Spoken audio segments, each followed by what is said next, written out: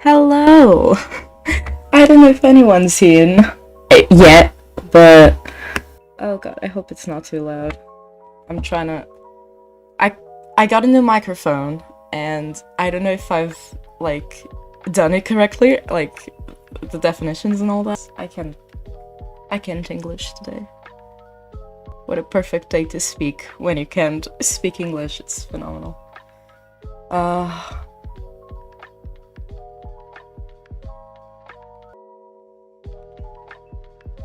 Oh god, I'm trying to check my audio and it's loud. I feel like I'm so sorry. But I'll try my best. I'll try my best to fix it. So if anything's too loud or something of the sort, let me know.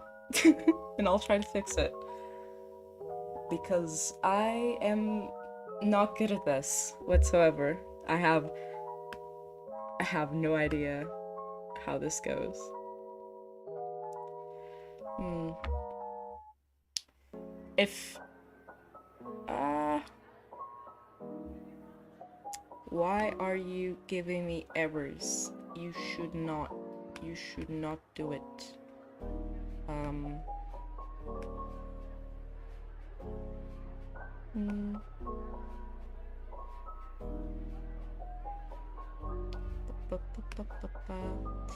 I think it's fine. I think it's fine.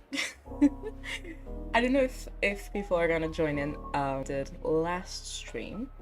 That's fine. Just gonna chill for a bit.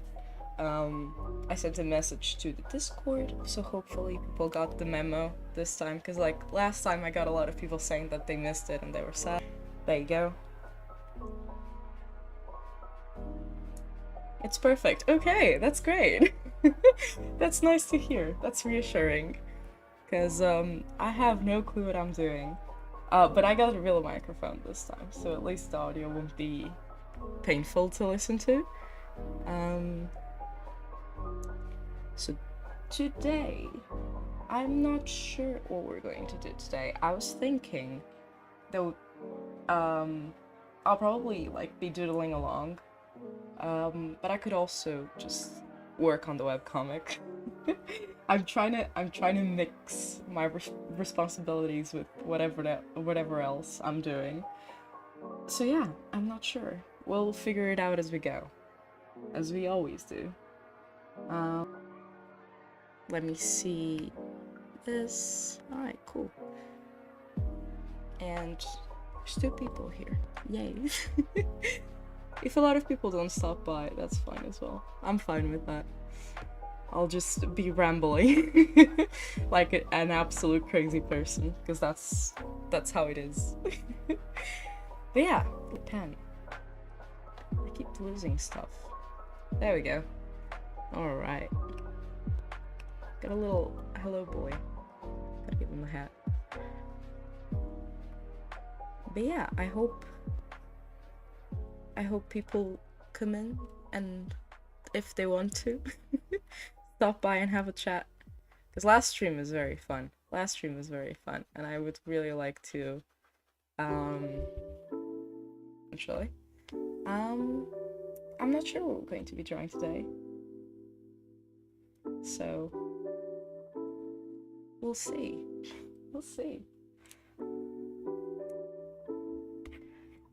But yeah, where I'm from, I'm 5 hours behind. Well, damn. So is it like 1 p.m. where you're at? That is. I'm my timetable is so skewed right now. Skewed? Is that a word? It's not a word. I don't care. It's messed up. That's what I'm trying to say. Cause like I haven't slept properly since I was almost going to say last day. Wow, look at me go. Since yesterday. Nap.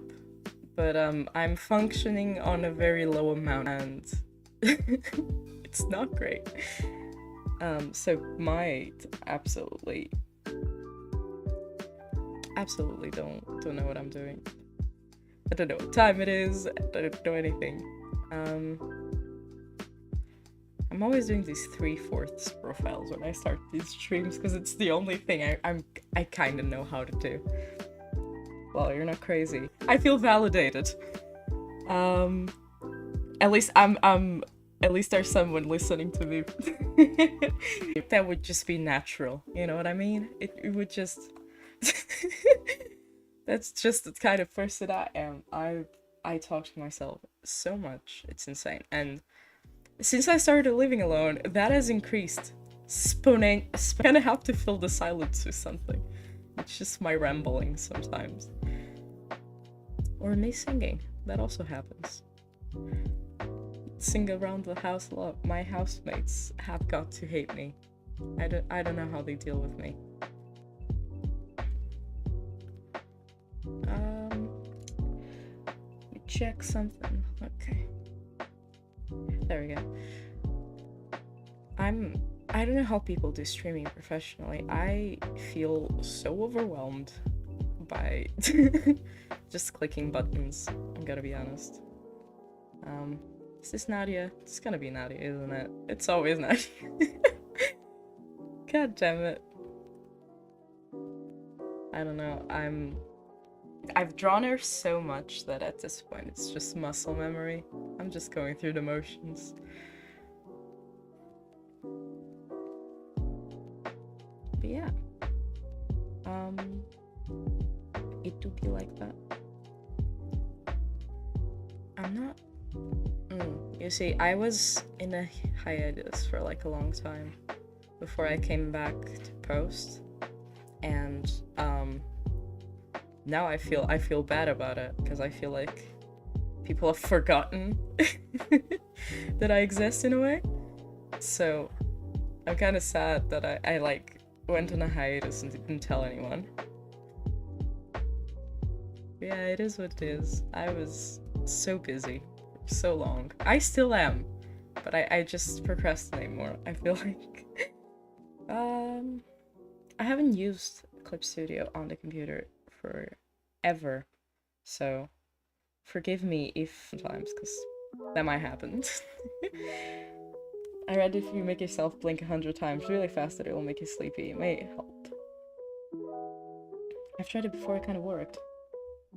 I don't need to feel sleepy. If I'm already sleepy enough. But that is crazy. 100 times really fast will make you sleepy.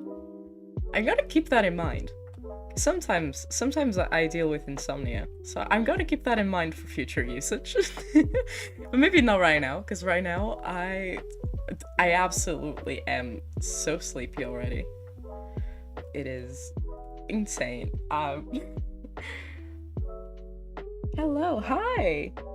Hi! Thank you for coming by. Enjoy your stay.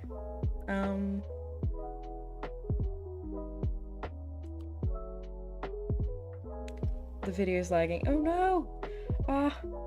Let me see if I can fix that. Oh no. Can I fix it?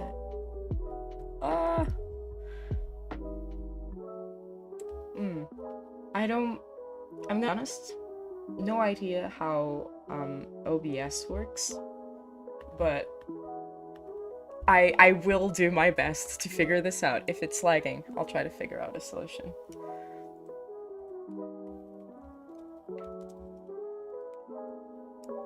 My Wi-Fi is fine. It should be fine.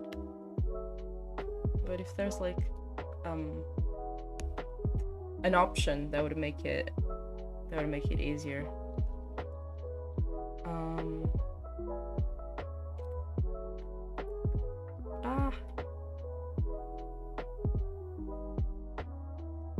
There should be like a setting where it's like, I don't know. I don't know why YouTube is giving me a warning about it, so I might be at fault on this. I'm not entirely sure.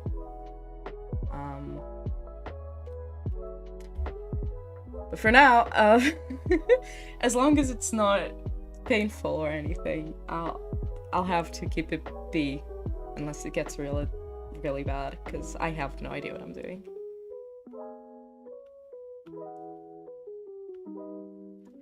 Alright. Is your comic based on a true or similar story? This is the first time I've been on your live stream. Oh! Oh! Welcome then. I had no clue that there are new people, but yes, it is, as a matter of fact. A lot of people will know this already, but the hideout is actually based on my own love life. So there's that going on. As for like the characters, there's not like a specific character is like, oh, this is me. I can't like turn to Nat and be like, oh, this is the self-insert.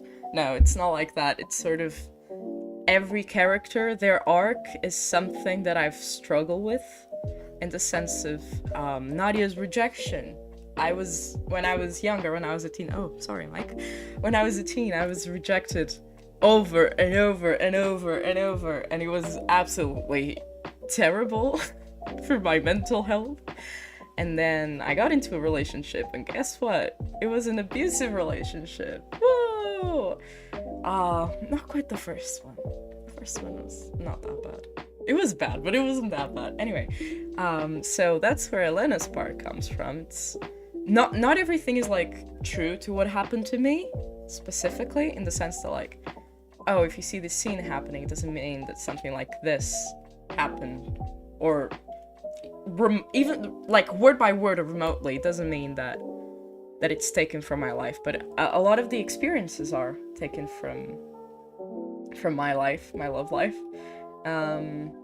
which is absolutely, it's a disaster, and I'm gonna exploit my trauma for webtoon clicks. That is it. I'm so glad this is my first tome? Oh, first time too. And I want to say that I really love your webcomic. Thank you! Aww. Thank you so much for reading. I'm so glad you're enjoying. Thank you. Honestly, I'm so happy. You know, sometimes when I'm looking at the numbers and stuff, because that's something that will happen eventually no matter what, I'll be like, looking at the numbers and everything, and you know, in the grand scheme of things, they're not that big. They're not like big numbers in the webcomic community. But to me, I always think like over 20,000 people are reading this this thing that I'm drawing on the floor of my bedroom.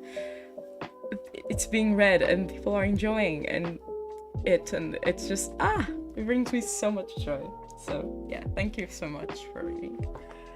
I sometimes can, again, with the numbers, I can't forget that like actual real people read it and not just like robots, I guess. People with experiences and, you know, like lives. I don't know, it's so odd to me. I probably sound weird. I'm sorry if I sound weird. I can sometimes, like, I don't know, ramble on and on. Yeah, it's insane. And I really enjoy doing webtoons. I don't know if I've told anyone yet, but I'm working on a new one soon, because I like it so much, and I really want to keep doing it. And now that I don't have a job, since I quit, I have a lot of free time to do so, and to focus on school. I should really focus on school, but I am I am disaster. This degree is going to finish me 100%. No, that's so sad. I think the fact that it's based on my love life, it's fine. I'm over it. I'm over everything that has happened to me. I've healed, and I've dated other people. You know, I've been going around, I suppose. So you don't have to be sad. It's fine. My last girlfriend, I broke up with her in February, so it wasn't that long ago. So look at me go. It's okay. I'm okay. She was an amazing person as well. She's really cool. It's really sad. The whole situation's kind of sad. I'll probably use it. I'll probably use it later on in the webcomic. Who knows? You know, I'm already using my experiences as is. Might as well keep going. Might as well keep tabs. I don't know. I like the music in the background. Great. I'm glad you do. I just kind of picked the first copyright-free thing that I could find. I feel like it helped if it was just silence and then me talking. It would be kind of, like, what is going on? Like, I remember, what was it? You know that Looney Tunes show? I sound like I'm going on a tangent, and you know the Looney Tunes show? Like, I remember thinking that that show was so eerie for some reason. And later on, I was like watching a TikTok and it hit me. It has no background music whatsoever. That's why the show is so eerie to me, because like it's just them talking. And it's I'm sorry, this is a tangent, but it's like, why would you not put background music in your show? It's terrifying. I was never as terrified of Daffy Duck as I was watching the Looney Tunes show. It's not weird. I think your experience is something surreal and it's okay to feel happy about that. Well, I'm glad you think so. Because it makes me very happy. I'm very glad that I actually, like, did it and started a webcomic and posted it and shared it with people. Because, yeah, I just... I'm very glad I did it, because sometimes I feel like it's like a coping mechanism in a way. It's like the one thing okay, I'm sad, I'm gonna post a page. You know what I mean? I wouldn't have that if I never had posted it or like shared it or whatever. So much exciting. A new one, opposite or same vibes. It will be a romance one still, because I'm a sucker for that. Although I might be looking into doing some horror soon, because I really like horror. And I'd like to try my hands at horror, but for now I'm sticking with the romance one. It's a rewrite of a story that I wrote when I was 14, and it was very bad when I was 14, but I'm trying to remaster it and make it interesting. So hopefully, the vibes are gonna be, I wouldn't say the same. It's not as slice of lifey as The Hideout is, I don't think. But, I don't know, I'm still going to do what I'm used to doing, if that makes sense. Because, the style of webcomic and everything else, I'm very used to The Hideout now, so it's gonna be hard to, like, break habits and try and do something new. I want it to be slightly more dramatic. If you could even do that. I don't know, because like the Hideout has a lot of drama, but it has a lot of comedy as well. Comedy or like lighthearted stuff. I want this one to have less lighthearted stuff, if that makes sense. I still want it to be like wholesome and sweet and everything. I just don't want it to be like or haha funny. Message I delayed, curse your time zones. Indeed, curse your time zones. I hate those. Why are they real? Having online friends becomes so much harder because of them. Take care of you, thank you. I am trying my best. Even though I have not slept since yesterday, so you know what? Don't take my word for it.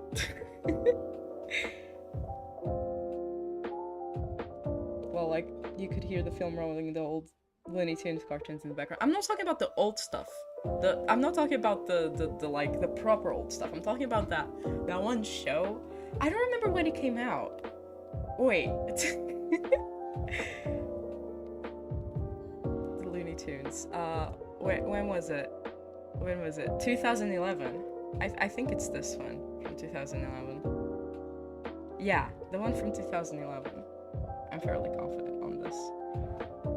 It was odd. It was I used to watch the Looney Tunes all the time as a kid, so when this show came out, I was like, oh, okay, that sounds fun. And it was silence the entire time. So yeah, I don't know why that was a choice, because the old Looney Tunes, they were fairly music oriented, I feel like. Back in the early days of animation, like when they would sync the motions to the music and all that. I don't know what happened with the 2011 one, but I guess they just forgot. I don't know. It's weird because I'm studying animation right now, right? And it's like, how do you go to a meeting and discuss this, and it's like fine, and no one says anything? It's weird. Talk to me. Horror and romance at the same time. That would be a great test. Ooh, that is a challenge. I don't doubt that there's people that. What am I saying? There has been people that have done it. What was that manga called? Is it Happiness? I don't remember if it was Happiness, but there was like a manga I remember reading. It felt very Junji Ito like, and it was a romance with horror. I mean, a lot of Junji Ito horror manga include romance, but it's not really like the focal point. But it would be a challenge. I don't know how I would do that. I'm not that good a writer at all. I suck. I am very bad at what I do in terms of writing, I feel. How did you become discouraged? Not become discouraged when I started writing a webtoon. I thought that writing comics, but I always got discouraged. Dude, that is a big one. So here's the thing. I am going to sound very, like, cliche, and I'm sorry about that. But genuinely, the hardest part of doing a webcomic is starting. As soon as you've started that bitch, it will be so much easier. Also, one thing that I do that really helped me personally to not get discouraged is not get too focused on the beginning parts of making a webcomic. Because here's the thing. When you go online for advice, a lot of people tell you, oh, you gotta plan ahead. You gotta, like, make sure everything is thumbnailed and your script is all laid out and all of that. And it's fine for you to do that and to want to have, like, those sort of, that sort of, like, organized thinking. For me, that doesn't work whatsoever. I have a script, I know what there's going to happen, and at the beginning of each chapter, I just write the major events that I want to happen, and then I get straight into page making. Because once I'm making the pages, I start to think in pictures, and when I'm thinking in pictures, I'm like, okay, what sort of image would I like to see this chapter, or how do I want this event to fold into this event? You know what I mean? I don't think with words. In a way, I tend to think in pictures. That sounds so odd, but it's true. I think in pictures, and skipping straight into making pages really helped. Like, genuinely, it really helped me to actually start. When I started, I was 16, and I actually might have started writing it at 15, but when I started, like, drawing it, I was 16, so this was 4 years ago. God damn. And I did it on my iPad, on Procreate. Procreate didn't even have text options at the time. Everything I did was handwritten. They didn't have, like, geometry options, so it was really hard to do the panels. It was awful, generally speaking. And, but that didn't stop me, and it can't stop you either. Like, use whatever tools you have. Don't worry about doing what everyone else is doing. Everyone else is using this. You don't have to use it. You don't have to do it like they do it. And although it's good to take advice from people that are experienced, you should just find something that works for you, personally. I feel like that's the most important part. Find something that works for you. But yeah, I don't know. But I know what you're talking about. I oftentimes get very demotivated, and that was like, there have been, like, major hiatus between the production of the webcomic, and one of my most major ones is that once I started dating, I kind of lost the reason for why I started doing the webcomic, because, like, I was not the person being rejected at all times anymore, so I was like, I kind of have no use for this, I might as well just drop it. And I did drop it, and well, it was not, yeah, it was, so that's something you gotta watch out for. Some stuff happens in my life and then I lose motivation or gain motivation, and that's fine. You gotta be aware that, like, if producing a webcomic, like, with a lot of chapters like The Hideout is, you gotta be aware that there's gonna be times where you really don't want to do it, or you just don't feel like it, and you're gonna have to push through those. On average, how long does it take to finish an episode? Good question. I'm not sure. So when I was doing it in Procreate, I remember it took, like, I have the recorder time, because Procreate records how long you spend on a piece, and it was around like 7 to 8 hours, and just insane amounts of time. But then I switched to Clip Studio, and that made my life a lot easier. Because Procreate is not made for webcomics, so there was that. Clip Studio is made for webcomics, and now I would say it takes me anywhere around 2 to 4 hours, depends on a number of factors, but around that, I feel like 2 to 4 hours, which is a lot better than 8. But I'm still trying to get faster and faster. But during March, I was going crazy. I finished like 11 pages in 1 month, which never happens. Usually I finish like 1 or 2 pages a week, maximum. And I finished 11. I was on fire. I'm getting faster, so there's that. You gotta, that's a skill that comes to you once you've been doing it a while. I feel like. The webcomic that I'm working on now, the new one, is going to take longer to finish because my pages are double the size. Because that's something that a lot of people complained about in The Hideout, that my pages were too small. I made them bigger, but there's not like a lot more panels, there's just more breathing space in between. Because people like scrolling. That's a webcomic only feature, is that you can scroll. It's not like a page sort of thing.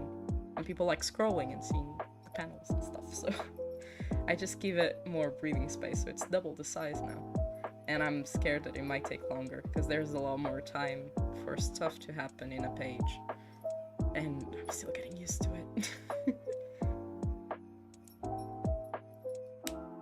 I'm sorry I have to stop the audio, I'm at work. Have a good inspiration. Aw, thank you for stopping by. That's alright. Go to work. Don't jeopardize your work. Working is important. And thank you for stopping by.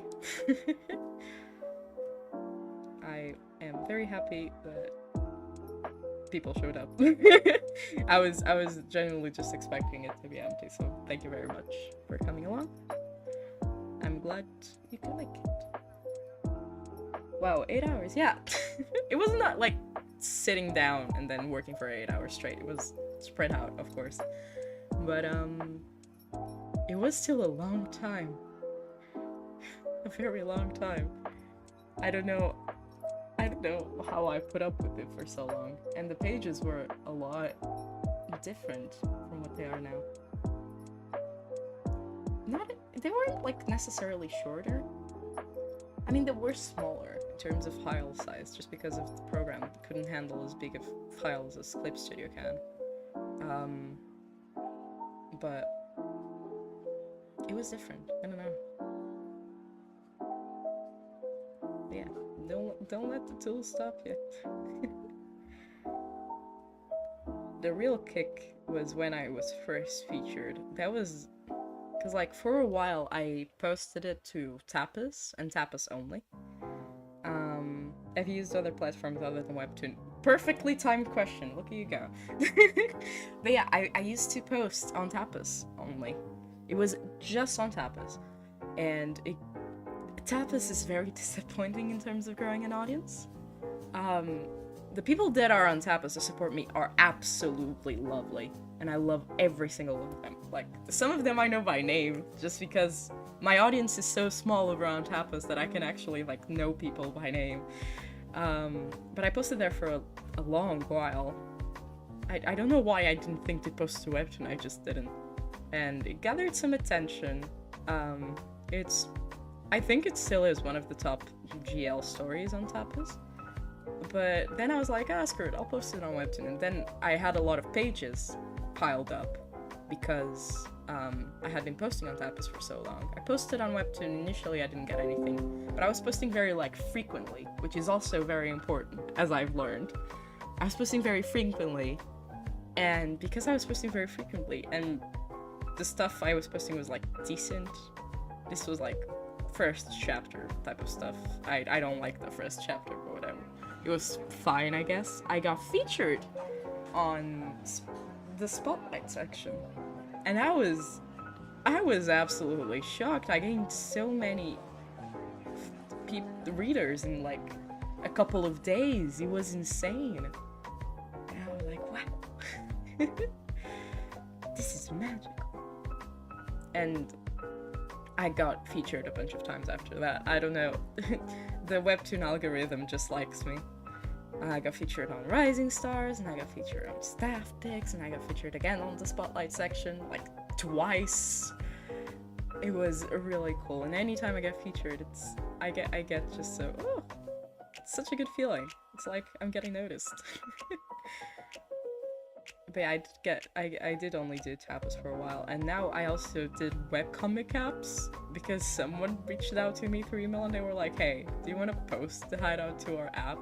And I'm like, sure, I guess. But I don't even check it, and I think they're still on the second chapter. So, how did you stumble upon Webtoon? Well, I think I've always known about Webtoon, to be fair. I can't quite remember. I always associated Webtoon with big properties like Lore Olympus and True Beauty and stuff like that, you know? Big webcomic stuff that was already seen by many. Stuff even Heartstopper. Heartstopper is a campus webcomic. But my country, my tiny ass country, put Heartstopper in the official school reading list. That is insane to me. That is insane that Heartstopper got noticed by my country. So I was associated with big stuff. And I never thought oh, my stuff is never gonna get seen if I post it there, so what's the point? Well, it did get seen. Over 1 million views. It's crazy. I know to a lot of people it might sound it's not a big deal, it's not a big number. But to me, oh my god, there's a lot of people. I don't know. Ooh, that is very yellow. I don't like Tapas much because I'm too broke to buy episodes. Yeah, that's the thing. With but I don't know how it is with reading originals. I don't read a lot of originals on Webtoon, but I don't read a lot of originals on Tapas either. And I've heard that Tapas is very greedy when it comes to their webcomics. I'm not trying to shame Tapas or anything. I'm just saying that from what I've heard, yeah, the stuff is expensive. The one thing that I like Tapas better than Webtoon at this moment is the tipping system. Oh my god, is the tipping system good. I've made more money on Webtoon than I've made on Tapas, but the money that I've made on Tapas comes from people. I don't know how to explain it. The money from Webtoon is ad revenue and whatever. People don't really actively contribute to it. And again, I'm thankful for any money I get. It's not about the money. But the money from Tapas, it's people tipping and leaving messages, and they're doing it just because they enjoy my stuff, and it's really cool. And apparently, I've heard, I don't remember where, but I've heard that Webtoon is incorporating a tipping system. So if they do, that would be great, because I love Tapas' tipping system. But until then, it's and again, Tapas I've made. I like tapas because I'm just nostalgic about it. I've made my first audience on tapas, so I feel like, you know, it holds a little spot in my heart. And that dude that gave me the like on my birthday, oh my god. Anyways, I have good memories from tapas, you know. I posted there a lot longer than I did post on Webtoon, and because of that, you know. But I sadly have to say that I prefer posting on Webtoon. If I had to pick one or the other, I would post on Webtoon. Just because it like, it has more people on it. Just that's the simplest. It is the reason. Wow, congratulations, it's a big deal. I'm not sure what you're congratulating me about, but thank you. You know, my achievements might not be that impressive to some people, but I always get I'm always happy to talk about the Hideout and my love for webcomics, essentially, because that's what happened. You know, I'm studying animation in university right now. I wanted to be an animator, but after like doing webcomics and stuff like that, I would really like to, like, in the future, possibly make it a career if I'm able. I don't know if that's ever gonna happen, but, you know, it's something that I would like to happen. A lot of people do it, like, through Patreon and all of that, so I don't see why I couldn't do it. Even though my Patreon, oh, I'm so sorry for my patrons. So essentially, right, I was in a hiatus, and I could not post on Patreon for the life of me. And I was like, okay, I'm gonna cancel everyone's membership. You guys don't deserve to pay for me to just breathe. So I lost a lot of patrons because of my hiatus. It is what it is. I'm always glad to have people support me, no matter how many. So it's not like I'm sad about it or anything. I'm just, I feel bad for those people. I did them dirty on not posting on Patreon during my hiatus. Oof, my brain is got worms for brains today. It's very scrambly. Do you use layers when you're drawing? Yep, I do. I don't use a lot of them, but I do. These are very close to what I usually use when doing the Hideout. So I do a base color layer with all of the colors, and then I do the main shadows. I do overlay, then I do a big shadow in a very low opacity layer, and then I do the shinies in the eyes. This is very close to what I do with the Hideout. And I also have here my palette. This is my palette. It's organized in a very chaotic way, but I understand what's going on, and that's all that matters. It has like all of the colors for all of the main people, essentially, as well as the color that I used to shade, the color that I used to do the light, all of that.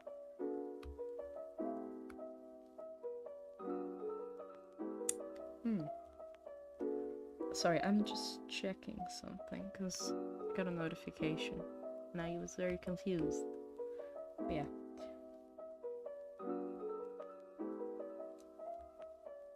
Man. Last stream, I had a blast with OBS. OBS is such an unknown territory for me. I also have this hand right here. I have this hand right here. It is used for petting. There you go. Pets. The wonders of modern technology. I sound like such a grandma, but I do not understand a single thing about software? Like this sort of software? No, not just any software. My brain. I got worms for brains. Yeah, I'm a grandma. That's where I was getting at. Even Discord, ugh, can't use Discord for the life of me.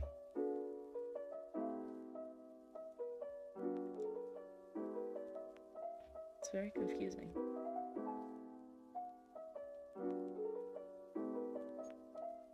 There we go. Why does she look smug? She looks smug, and I don't know why. But I'm gonna let her be. This is okay. I'm okay with this.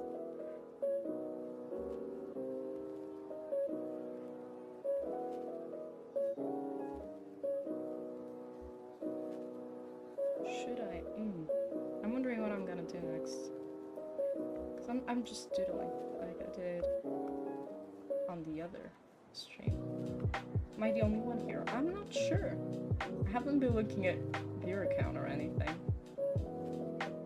But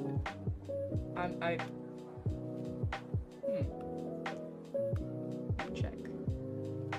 It says that there's 2 people. So there might be a lingerer. There might be a stalker. Just a sec.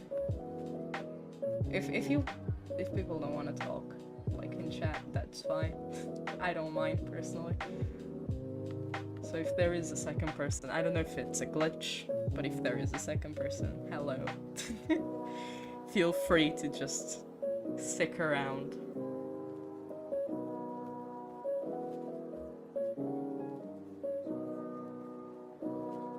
I wonder if Flix is gonna come. Because he was in the last live stream, and he's been asking for a second one. And I really wanted him to come. Because it's fun to hang around. But I'm not sure if he's coming. Or anyone else for that matter. Because, like, I don't even know if this is a good time for people or anything.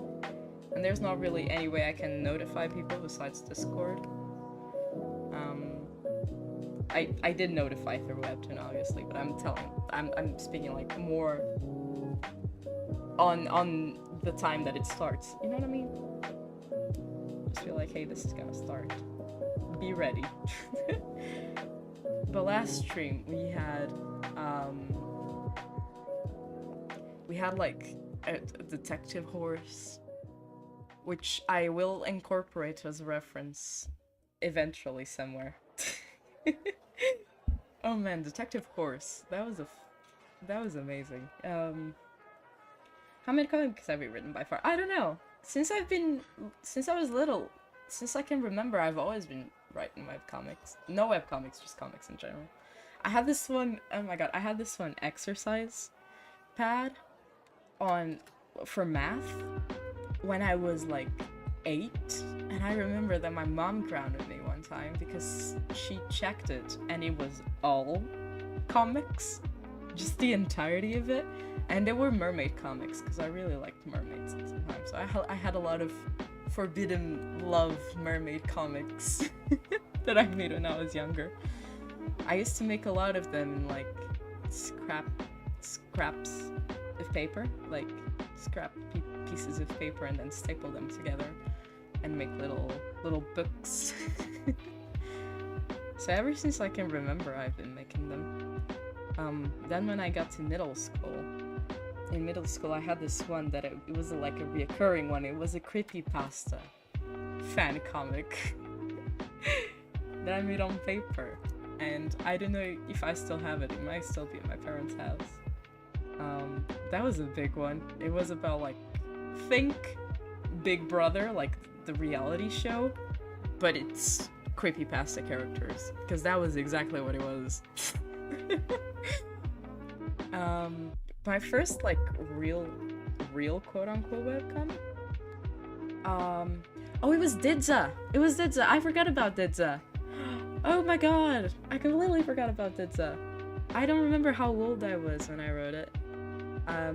It was a fantasy. It was mostly fantasy, but it also had BL. And it was a train wreck from start to finish. which I didn't finish. I did one chapter and then dipped. I thought about remastering it again when I was thinking about doing a new webcomic, but I don't think it can be saved. The story is far too contrived. But Didza was the first webcomic that I wrote, that I did, and then published. It was the first one. And it was bad. And I mean bad. It was, I don't know how to explain it. I could show you some art if you want. It's still on Tapas. It's still available for you to check out if you want to. But it was the first webcomic I ever wrote and posted. It even got dubbed by like a dubbing group on Facebook. That was my big break. Then I started working on the one that I am working now. I started working on that one and I dropped it as well after the first chapter. Never posted it, so it's nowhere to be found. But I remember the art was a lot better than Didza. And then it was the Hideout, I think. But yeah, as for Didza, let me find some art of it and just show it to you. Oh, it was bad. And the story? Thank God I stopped after the first chapter, because it's atrocious. It sounds like I'm being hard on myself. But I'm not. It's not good. But you know, young me was happy with it, so that's all that matters. Hey, hello to you too. Thank you for stopping by. I'm absolutely cackling at this. I'm completely forgot about this comic. Man. As for like a quick synopsis, it was about this dude and he quote unquote dies, and then he ends up in a place and he's like, where am I? It's sort of like a purgatory type of deal. And then the little demon man comes and he's like, yeah, this is your house now. Here's some flowers for your head. Have a good one. I didn't mention, but he's a pink soft boy, so do with that as you will. I'll show you just a panel of it. I had to screen capture it because I don't have any of those pages in this computer. They're all on my old computer. There you go. There it is. Beautiful. Man, it's been a while. So there's a lot of stuff that stayed the same. The font is the same. They still transform into chibi form in the middle of the comic. So there's that. The line art is very messy. That was just how I did it back then, I guess. There is a lot of, the colors are very saturated, and yeah, there's just a lot going on. I remember these pages took forever. I did them in Paint Tool Sai back in the day. It wasn't even Procreate because I didn't have Procreate. That was a rich person thing to have Procreate.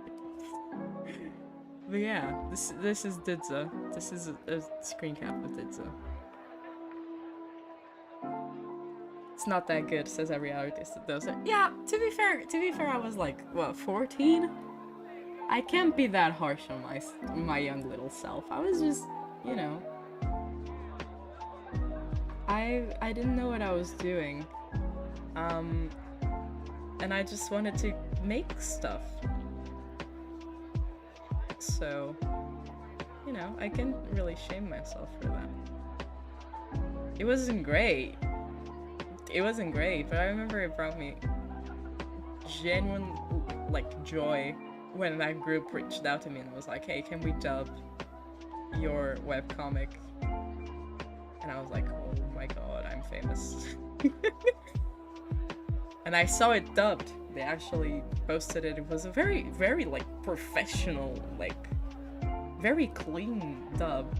And the best thing, you know what the best thing is? It was dubbed into Brazilian Portuguese. And I speak Portuguese.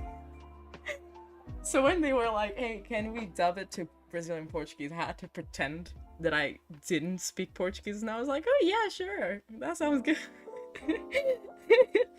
Even though I'm from Portugal and I speak Portuguese. It was funny.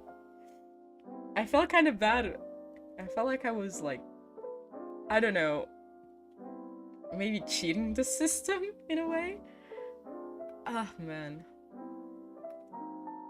But it was a great honor. And they did those things that they do with like professional webcomics, where they put like little translator notes about what's going on at the time.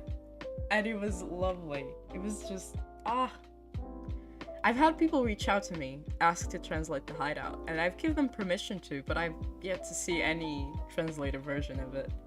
I've had Brazilian Portuguese, again, because a lot of Brazilians read my stuff, I suppose. And I've had, which was it? I think it was Taiwanese, but I could be wrong. Because I genuinely don't remember. Also Spanish, if I'm not wrong. I've had people like reach out and be like, hey, can we translate The Hideout? And I always give the green light. So hopefully one day we'll see The Hideout translated. I'd like to. I don't know who this character is on the screen right now. But, it's probably Philip. He gives me Philip vibes.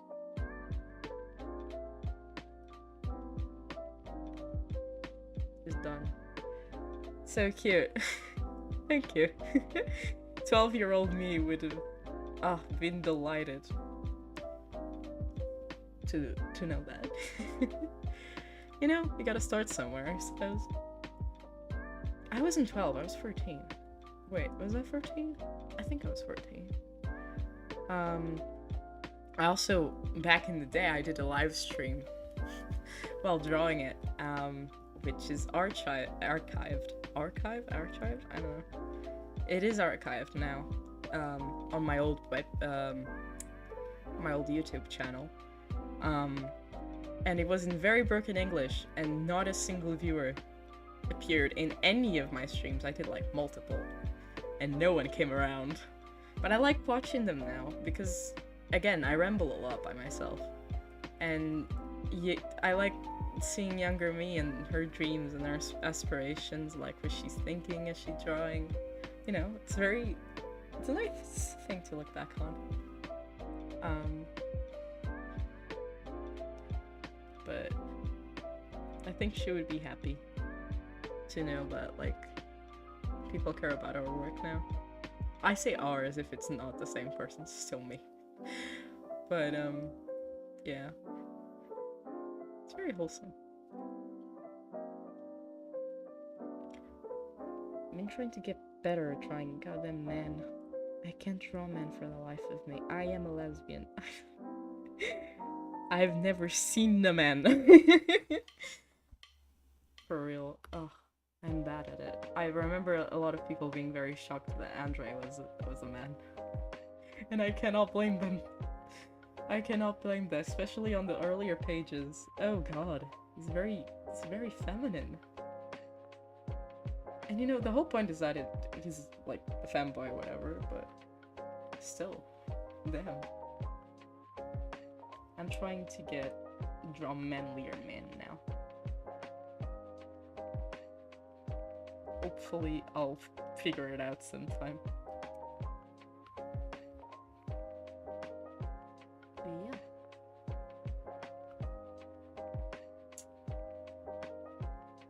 To be fair, what was I going to say? My brain, I swear to god, it's all worms today. All worms. Absolutely all worms.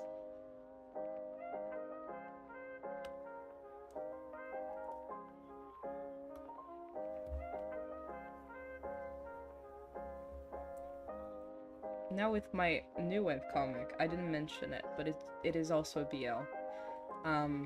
Not because I don't, like, want to do more GL. It's not about that, I just am keeping truthful to what 14-year-old me wrote.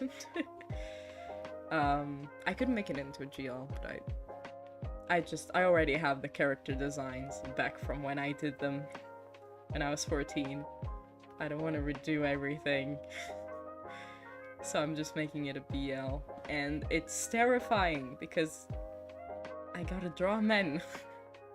And I'm not good at that. In the slightest. I'm terrible. I suck.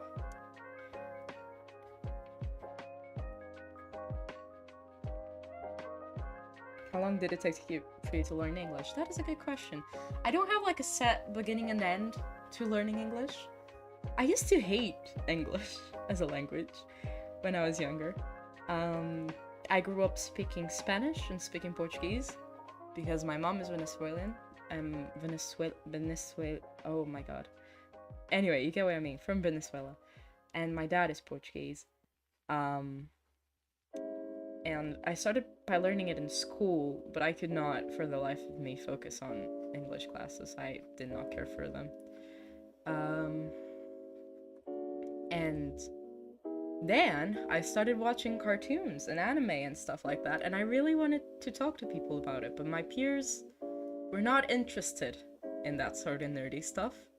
So I turned to the internet, as any good child does, and a lot of people that like the same stuff that I did were not from my country, so I had to speak with them in English. Wow, great.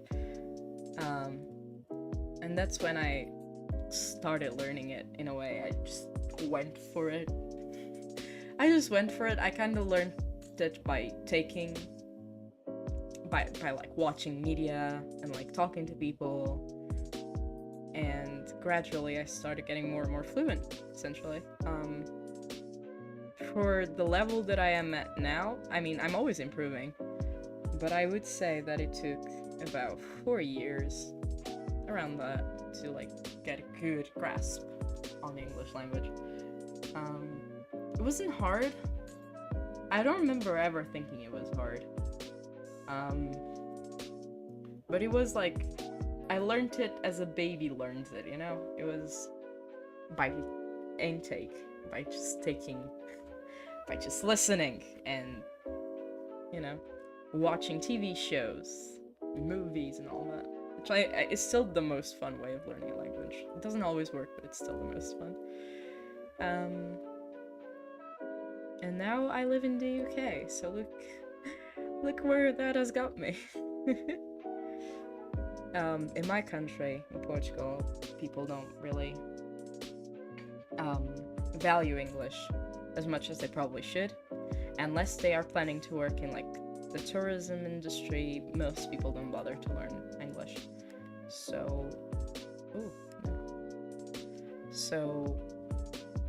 when I learned English, I was like, this is great. This opens a window of opportunity. I don't have to stay in my country anymore. I can go outside. And I was like, I want to study abroad. And I remember all of my peers being like, what? Studying abroad? Like, who does that? It's generally, it sounds fake, but it's generally something that no one does, apparently. I mean, people do, but you know, it's uncommon enough for people to be shocked. My school offered no support as well, because people who were applying for Portuguese unis, they got like support and people guided them through it. But me? I had to figure that out on my own. I suck at drawing, but hands and feet. Same! Hands and feet are very hard. They're genuinely, don't worry about it. No one can do them. I mean, I guess people can, but it's just not easy. I remember reading somewhere, I don't know if it's true, but that Renaissance painters would charge more for paintings that had hands in them. And that reassures me a little bit. Like, not even they knew what they were doing. Hands or feet are hard. I can't blame you.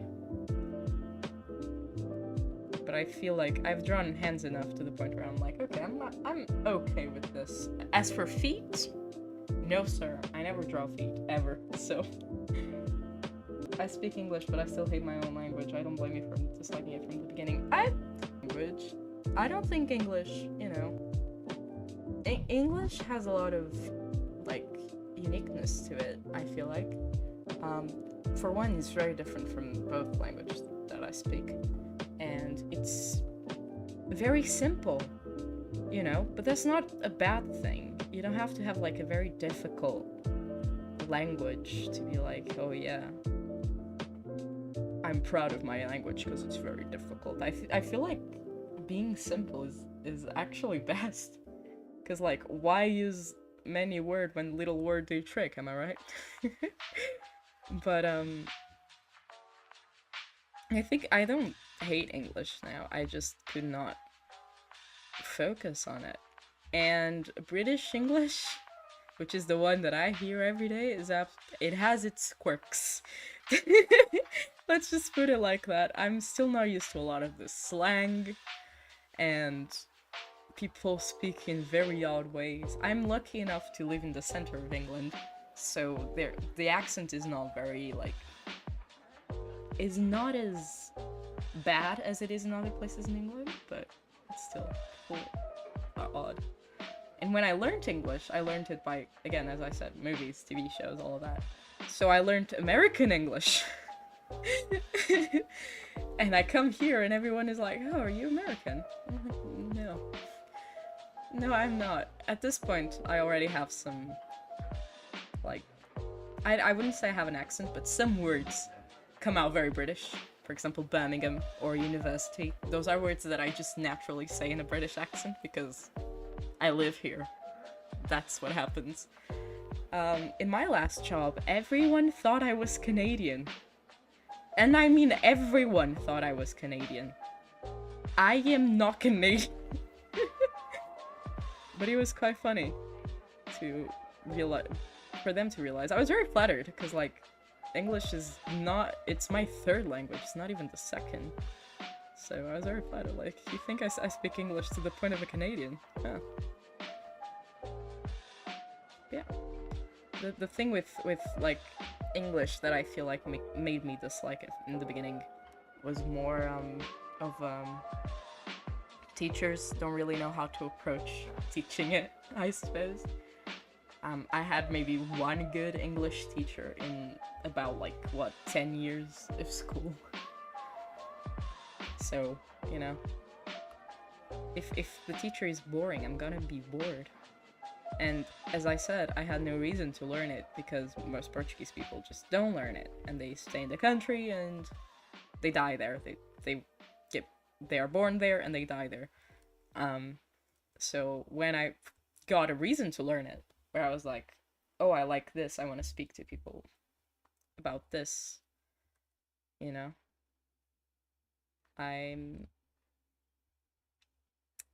it ended up giving me a reason. My brain, oh god. So it was a lot easier. Whoop, where's my music? Where's my music? There we go. Can you please? Thank you.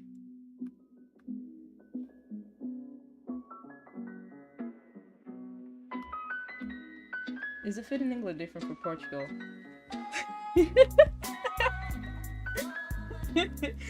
I'm so sorry. I don't mean to laugh at your question. I'm just...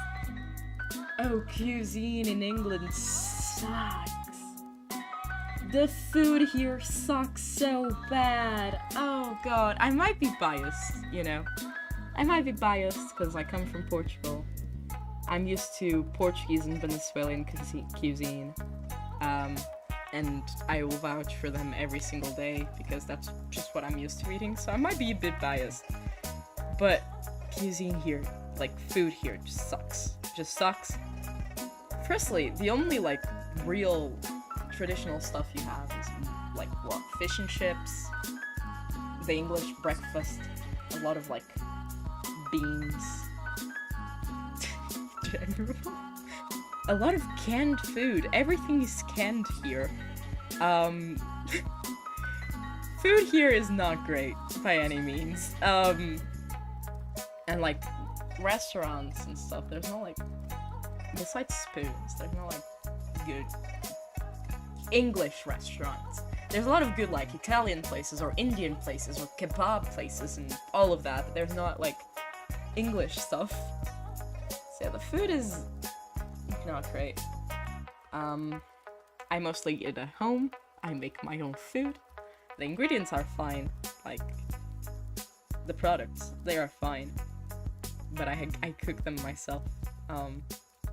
Portuguese people are very different. We have a lot of traditional dishes, and a lot of them are extremely yummy. And yeah, it's not like here. I remember once. So here's the thing, right? The way that people usually cook rice in other countries, I figured, is they cook it like pasta in the sense that you just put it in boiling water. And I was appalled when I figured that out, because in Portugal and in most Mediterranean countries, so like Portugal, Spain, Italy, those sorts of countries, we cook it with garlic, onion, and olive oil. As in, we put garlic, onion, and olive oil in the pan, let it cook, then add the rice, let it cook, let it get that flavor, you know? Because if you just put rice in water, it's not gonna taste like anything. It's gonna taste like water.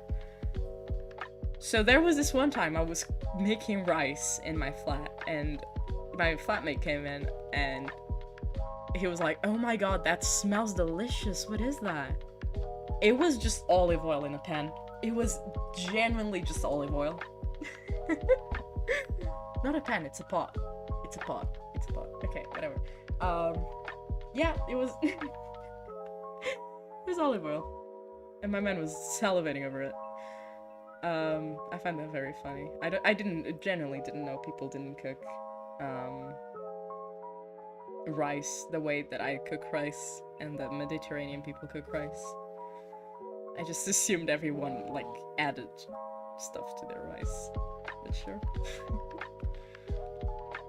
Oh my god, you don't sound Canadian, but your English is extremely good. Thank you. I appreciate that. It is okay. It is okay.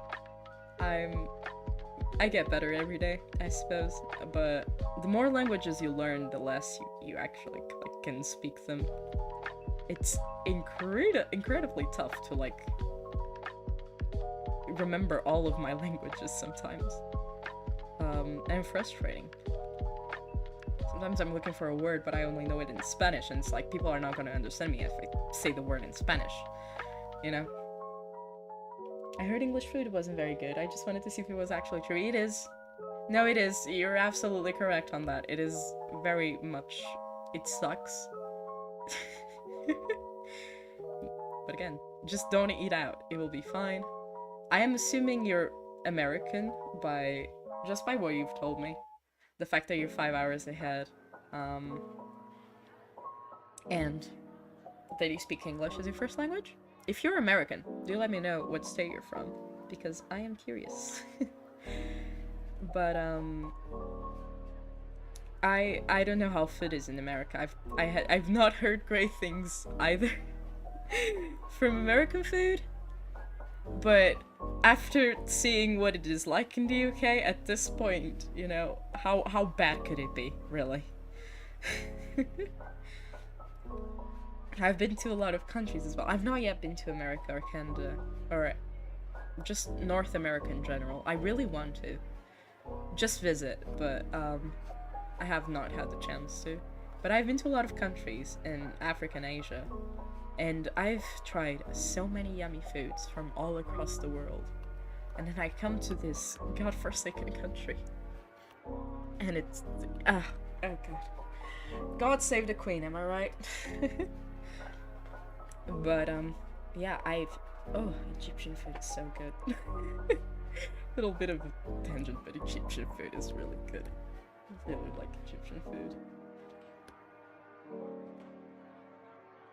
Yeah, if I went to America, I would really like to try all the high fat stuff, because that's what America is known for.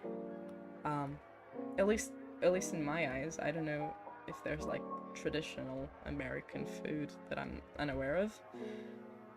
But anytime I think America, I think fast food.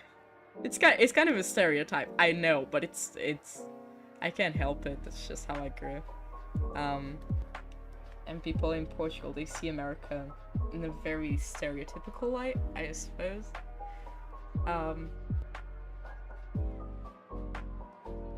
But yeah. I don't know. Maybe I would be surprised by the quality of food in America. Just to say.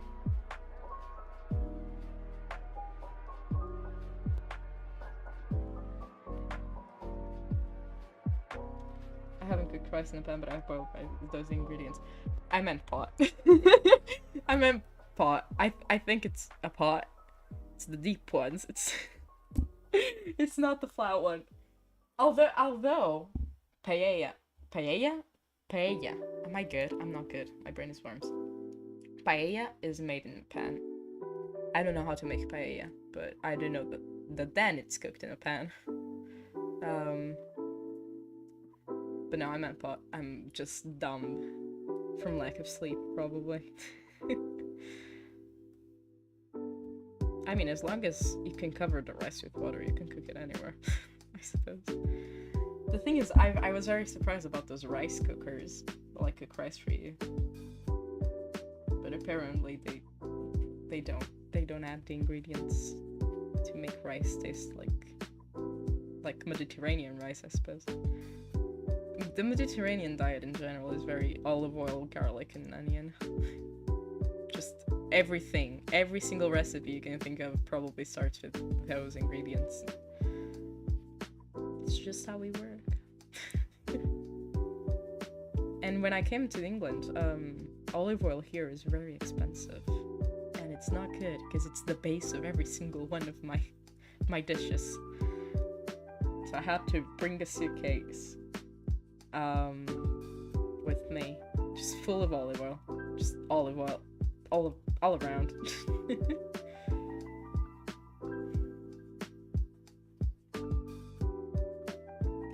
Yes, I'm from America. I live in Georgia. Wow. Georgia isn't like the state of Georgia, right? Georgia is a state. I'm not going insane, am I? Maybe I am going insane. But if you're 5 hours ahead, what I do know is that you can't be too, like, close to Asia. Directions don't work for my brain. You have to be close to the sea, right? Like, the sea between America and Europe. If you're 5 hours ahead, yeah. Because I'm gonna be honest, my US geography, not great.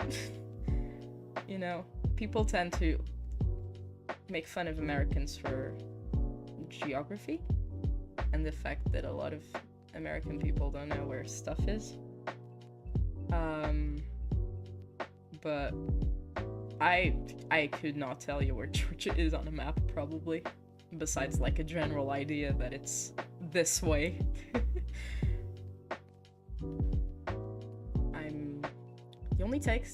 The only state that I would be able to point out every single time would be Texas, because it has a funky shape, and I know a lot of people from Texas for some reason. A lot of Texans. The cuisines here are pretty diverse, as there are many cultures that reside in America, but in general there are a lot of fast food restaurants. Yeah, I've heard that. I've heard that it's a very diverse country. And you do see it online a lot. There's a lot of like immigrant people. I myself may have to move to America if I want to get an animation job later on in life. But yeah, I suppose the cuisines would be diverse. So it's not very different from the UK in that regard, because like the UK here, we have a lot of kebab restaurants, Italian restaurants, and just restaurants from immigrants that open up a business, you know? And I've tried, some of them are really good, so. But again, I can't really count that as British food, because it's not British, is it? Um, so as for America, I'd really be curious to see like how all the cultures like blend together. Like if you were walking around and there's like a bunch of restaurants lined up. I guess not lined up, because one thing I've heard about America is that stuff is very spaced out there. Here, everything is kind of on top of each other in the sense if you're walking down a street, it's gonna be packed with like stores and all of that. There's gonna be like all sorts of buildings and all sorts of things. In America, there's a lot of space. There's a lot of parking everywhere. There's just so much parking. Where I live in a small town in England. I don't blame you for not knowing, but it's Worcester, in the Council of Worcestershire, which for the longest time I said is Worcestershire, but that's not correct, apparently. And we do everything by foot because it's a fairly small town. So I don't know how like people could like not, you know, like you need a car to live. I could not be like bound to a car. I don't think I would like that. I don't even have a driver's license, as a matter of fact. I just walk everywhere or use public transport when I'm lazy.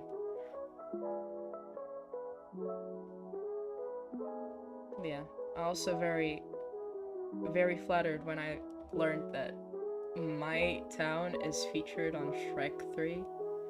I don't like Shrek 3, but they do say Worcestershire. There's like a thing saying Worcestershire.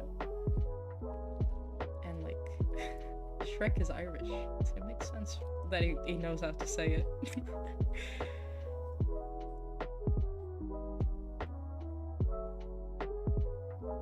But yeah, in terms of the UK, I don't expect you to like know where it is at all, but it's dead center in England. It's very close to Birmingham. And it's nice here. I like it here. I like the town. The people are okay. I mean, I don't want to be mean, but British people, a lot of them, they tend to be quite mean. If you go to like London or Liverpool, in big cities, people are very, how do you say it? They're very self-centered. They're very self-important. I don't know how to put it. But here in Worcester, people are actually quite nice. And I blame it on it being a small town. But people are genuinely like really sweet. Most of the people I've met, anyways. Besides my boss for my last job, she was a bitch. But whatever. You win some, you lose some. No, you won't like America. Healthcare is expensive. All insurances here are expensive, and the cost of living is so high. Yeah.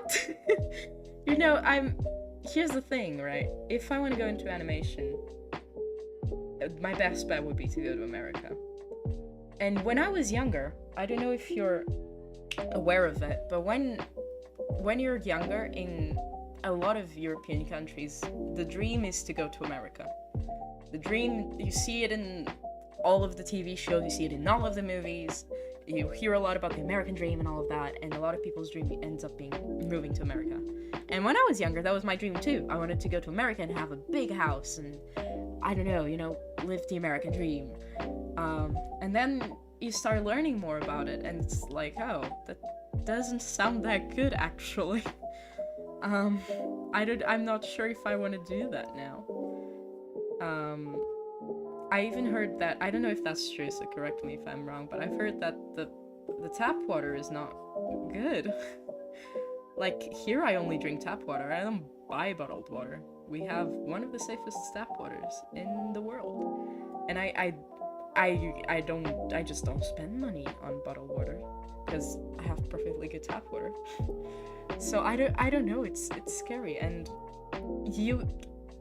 don't get me started on healthcare, because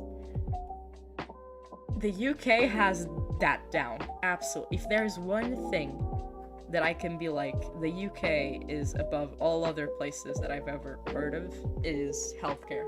The NHS is wow. I've been to the hospital. I've been places. I remember, like, in Portugal, healthcare is not necessarily free, but it's not very expensive either. But I remember going to the hospital here, and after like I did everything I had to do, they gave me my medicine on the spot. I didn't even have to go to like a pharmacy to buy it. They gave me it on the spot for free. And then I went to the receptionist to be like, I need to at least pay for the medicine, I'm assuming. And she was just like, oh, are you done? And I'm like, yeah. And she's like, okay, then have a nice day. And I'm like, wow. That is insane. I didn't pay a single penny for anything. Which is very relieving at the time. And I got the medicine, and it worked like a charm. And oh god, it was lovely. And I don't want to spend money to call an ambulance if I have to call one. I mean, I'm generally like a healthy person. I don't usually get sick very often or anything. But that's the thing, if I did, I don't want to be scared about having to pay it off, like a debt, you know? Like, I don't want to be scared of having to, like, having it pestering me. As well as, like, student finance, because, like, I hear that the United States has, like, very high, it's very expensive to go to college in the States. I'm going to college for free right now because the UK offers student finance that you don't even have to pay back if you don't want to. It's insane. And if you don't earn enough as well, you don't have to pay back. It's crazy. It's really good. And I also got like a bunch of like support and finance from the government to help me like with my expenses during COVID. I got help from the uni to like cover my rent and stuff like that. So, you know, I would be scared of not having that. Plus, organic food is expensive, and don't get me started on taxes. Taxes in the UK are not great. I don't pay them though. Because I don't have to. I'm exempt from paying them because, you know, you only have... They are high, but they're not high if you don't earn enough money, I suppose. I only earn enough to get me by. At the moment, I even quit my job, so... the only money I earn right now is from my webcomic. So I only earn enough to, like, buy me food and pay for rent. So I don't have to pay taxes, but I do hear that they're very high here. Although I feel like it here would be more, how do you say, justifiable? Just because you have like free healthcare and all of that good stuff. So, I mean, the taxes do go somewhere, I suppose. Most Americans don't have the American dreams themselves, and the tap water isn't that good. It's not dirty, it's just the oil filter makes it taste a little metallic. Oof. I mean, at least it's drinkable. So, you know, that's good. But I've gotten very used to tap water here, because it's genuinely just as good as bottled water. It's great. But yeah, I'm sure that a lot of American people, like, themselves don't. You hear about how the wealth is distributed and all that, and it's genuinely heartbreaking. I don't know how costly it is to like rent a place or buy food. I don't know how good the food products are in America. I don't know anything. So moving there, if I were to ever move there, I would have to at least first have a little testing period, like a free trial, I feel like. I would have to go there for like a month or something and see how it is to live there before I actually commit to it. If I ever got offered a job by like a major studio or anything, I wouldn't even think twice, but that is a very rare occasion. I would just rather work for a British studio. Maybe not as big as an American one, but I get free healthcares. You win some, you lose some. We'll see. We'll see eventually. This drawing is very dark. I'm not sure why.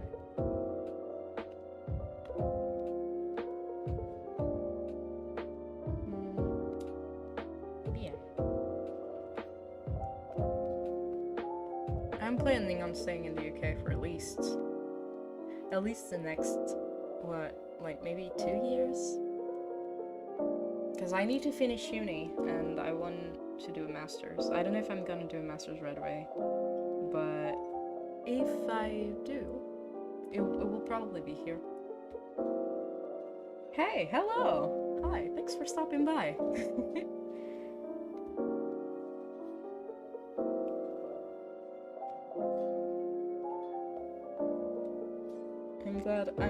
I'm glad you stopped by. I'm sorry for my brain today. It's very wormy. I got worms for brains. I'm gonna be so tired after today. I'm just gonna fall asleep in 2 seconds. Got schoolwork to do, but I'm gonna be honest, I do not care. I do not care right now.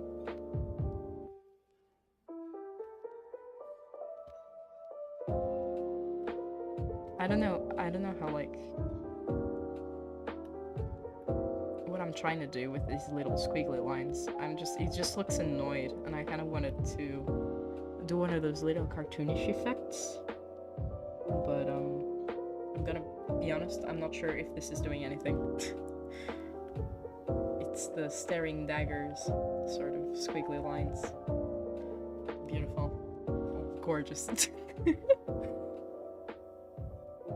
Have you ever thought about traveling all over the world? Yes, and in a sense I have. I have been to a lot of places. I've been to Tunisia and Egypt. I've been to Thailand. I've been all over Spain, all over Portugal. I've been to France, a couple of places in France. I've been to Germany, Greece, Turkey, Italy. Italy was great. I've been to the UK. I've been to, well, where I am now. I've been to London, and I've been to Ireland as well. I've been to Gibraltar. I've been to a lot of places. I travel a lot. So I kind of already am doing that, but I want to keep doing it, if possible. I love traveling. I really, really do. I love your webtoon, dude. Thank you. Thank you so much for reading. I'm glad you're enjoying. Genuinely, thank you.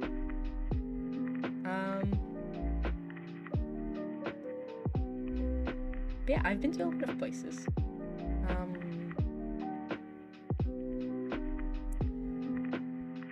I do say am a lot, don't I? But if you're wondering, my favorite was Egypt. So far. I've been meaning to go to Venezuela since my mom's from there. And I've met family from there. I just haven't had the chance to go because Venezuela is in a pretty shitty state right now. Like, politically speaking, it's not safe to go there right now. But yeah, I've been to a lot of places. Close on my list, I really want to go to India soon. What else? I really want to go... I want to go to more places in Asia, because I haven't gone to enough. Thailand was fun. I really liked to go to South Korea. Or Japan. Anywhere, really. And again, as I said, India.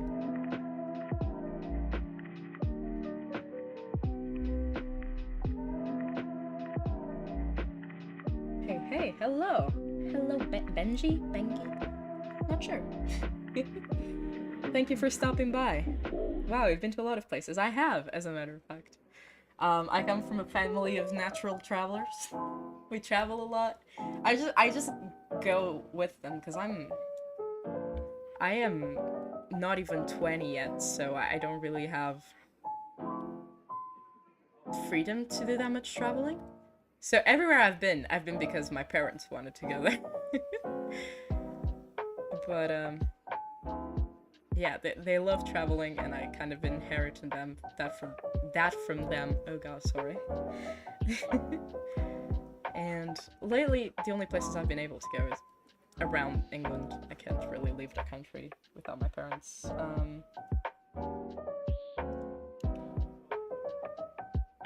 I've been to Birmingham and London and Liverpool. I have an animation gig coming up in Chelsea. That's gonna be fun. Have you always loved drawing characters, or do you also draw landscapes? I prefer drawing people. Always have, always will. I don't know.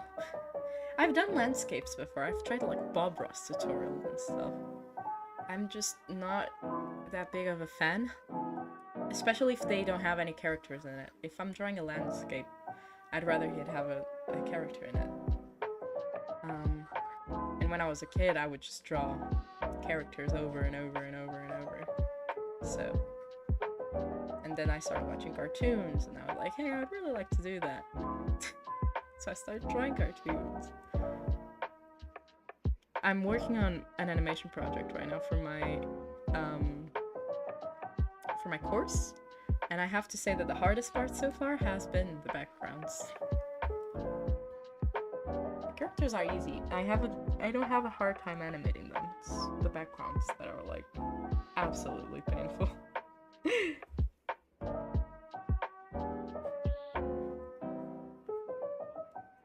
And in my own webtoon, I don't really draw a lot of the backgrounds. A lot of them are just generated. I don't even know how I would draw landscapes in my own style.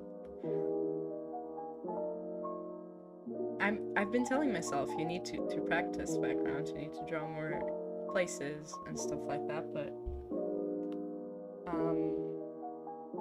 that just never really happens. Probably should, but it never does.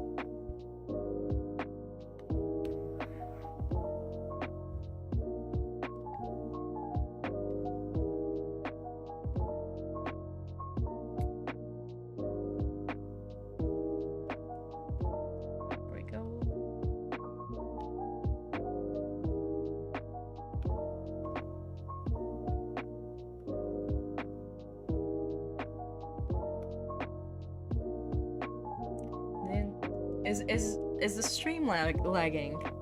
I'm sorry if the stream is lagging. I hope it isn't. I have no clue what I'm doing. I've said that before, I'll say that again. I have no clue what I'm doing. So if it's lagging, I could try to fix it, but I'm gonna be honest, I'm not sure how. I'm back. Hello, welcome back, Lily. Hope you're doing well. Thank you for stopping by. I'm just chilling right now. Oh no, I didn't merge the layers, I'm dumb. Don't let you copy and paste the backgrounds. I do copy and paste a lot. I don't know if it's noticeable, but I do copy and paste a lot. And a lot of the backgrounds come from here. There's a lot of like yes, apply this transfer. Yeah. There's a lot of auto-generated stuff that I use a lot. I use this sky over here a lot. There's this one in specific that I use all the time, is this one, Mist Yellow. If you read my webcomic from the point that I started using Clip Studio, it's this, just all the time, everywhere.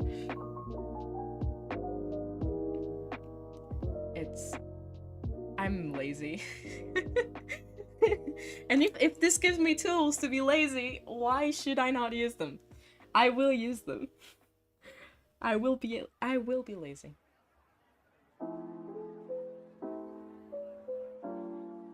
But anyway, I've been reading your webtoon for a super long time, virtually since it began. Oh my gosh! Thank you so much! Thank you so much for reading! I'm so glad that you've stuck around for so long. I'm gonna be honest, I hate the first chapter of my webcomic so much, I don't know how people stick around. I don't know. Maybe there's something captivating. I personally hate it. So I'm glad people do stick around. I always appreciate diversity in depiction of queer characters. Thank you. I did try my best.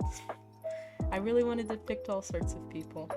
A lot of the people I depict are people that I've inspired by people I've met. Anyways, I just find it a lot easier to how do you say it?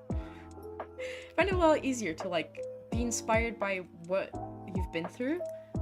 So yeah, I just use a lot of the stuff that I know. Although Felix, our new character, I don't know if you've noticed, but he's new to me in a way that I don't know if I've made obvious. I don't think I have.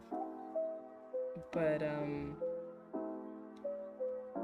I try to depict every single color of the rainbow in a way, and Felix is a color of the rainbow which I'm not very familiar with, let's put it that way. And hopefully I do an okay job at depicting him. Same thing with like my black characters. I am not black myself. I am not white, but I am not black, so I've done a lot of research into black hairstyles, how black people like wear their hair and like all that sort of stuff. I've been learning a lot because I'm trying my best to like actually depict everyone.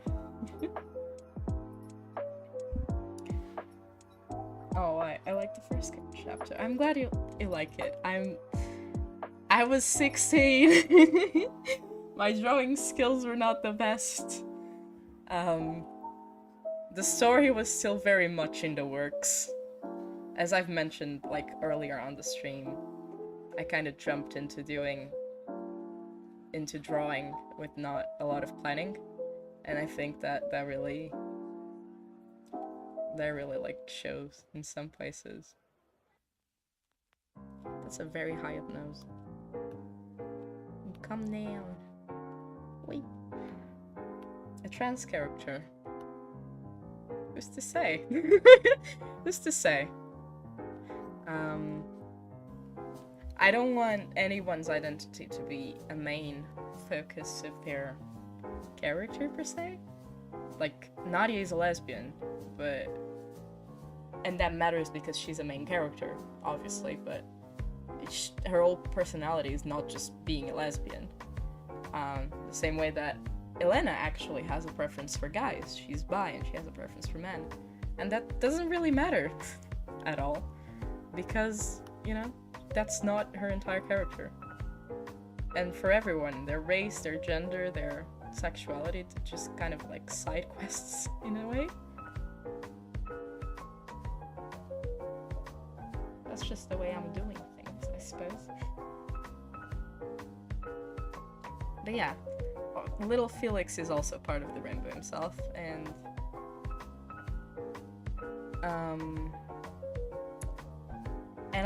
people are very distrustful of him so far, which I find very fun. I also noticed that a lot of people kept saying that he was the boyfriend, which he isn't. I feel like it's not a spoiler if I say he isn't. The boyfriend has... I haven't shown his face on purpose, but he has features that like Felix doesn't have and vice versa. You know, aka the green hair. I felt like that was the most like in your face sort of thing. Also, if I were to reveal the boyfriend, I don't think I would want to reveal him in a positive light, if that makes sense. The way I revealed Felix. Of course, that's what I love about it. Aww, that's so sweet. Thank you.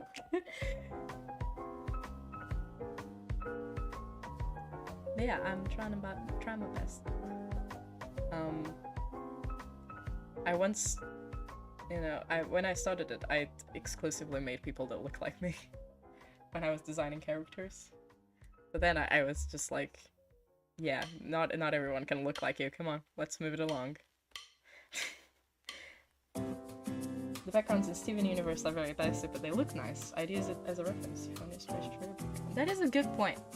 The backgrounds in Steven Universe are very appealing and they're quite stylistic. What I've been doing, and I think it has been worked, is that if I can't use, like, I use a lot of the preset backgrounds that Clip Studio offers. If those don't work, what I do is I'll draw the background in extremely low detail, and then I'll blur it. I'll just blur the hell out of it. It has worked so far. For example, I'll show you an example of it. Oh, I forgot the...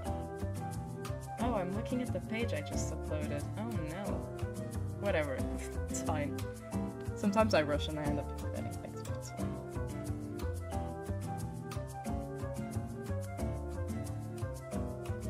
I like their identities, aren't their complete character traits. Yeah. I mean, I think it's okay if people do it. If you want to have a character which their identity is all around, like their gender, sexuality, or religion, or anything of the sort, that's fine. That's just not what the Hideout is about at the core. So, it's just a romance. Their identities are fine. And even though I'm depicting a lot of different people, that shouldn't be the only reason why they're there. They're there to serve a purpose to the plot, you know? I think the boyfriend has green hair or something, and he was like, it's been so long. Yep, pretty much. You know, a lot of people, I was very surprised by that. I didn't expect the confusion in the slightest, but I find it very amusing. Anyway, this is what I meant with the backgrounds. As you can see in this panel, I forgot the highlights in his eyes, but that doesn't matter. Let's not focus on that. I just drew like some basic shares with like one color, some windows to indicate like, hey, here's the wall of the store. There's like a gray floor. It's very messy, it's very simple, and then I blur it out, and it serves a purpose. And this way you can tell like where the characters are, more or less. Because sometimes you gotta do that. You gotta be like, hey, reminder, they're here. They're in this location. Because if they teleport, that's gonna be weird. Yeah, I wasn't expecting the confusion with the boyfriend. It's one of those surprises that genuinely, or some people that are still distrustful of Philip, even though I've already expressed that he was trying to help Nadia score. A lot of people are very distrustful, apparently. And I've figured out while doing webcomics, I've been doing this for a hot second, that sometimes I assume that people will understand something. That doesn't mean they will. It doesn't. So sometimes you gotta explain stuff further or like give more exposition because people are gonna be confused. Like when I introduced Elena's toxic relationship and the little like demon guy, the like is her intrusive thoughts, I thought it was pretty clear that it was her intrusive thoughts. But a lot of people thought that it was an actual thing that was going on, like an actual demon character or something of the sort. Some people joked about it, but some people I think genuinely believed that he was a demon dude, and no, it is not. So yeah, sometimes you gotta do some explaining, because you can't always assume the audience will know, like, what you're thinking. I thought the boyfriend was the one who was texting her being possessive. Yeah, that is the boyfriend. Green-haired dude. That's her boyfriend. As a matter of fact, he is obsessive. And possessive? Possessive, obsessive, I can't. Words.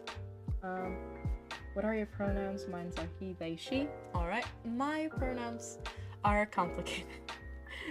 I have not figured out that side of myself very well. You can use any pronouns, although I prefer she, they.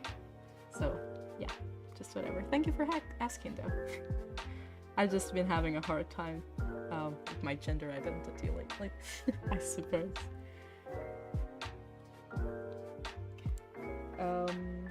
I love the new character a lot. Like, I don't know why, but they seem so lovable. He is. He's gotta be important to the plot, actually. It seems like I keep introducing people and they don't do anything. I promise it's gonna be important later.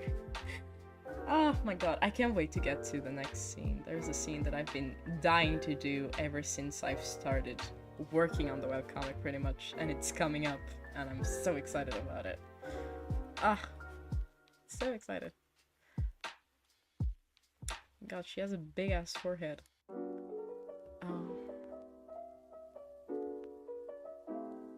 I see. Straightforward and simple.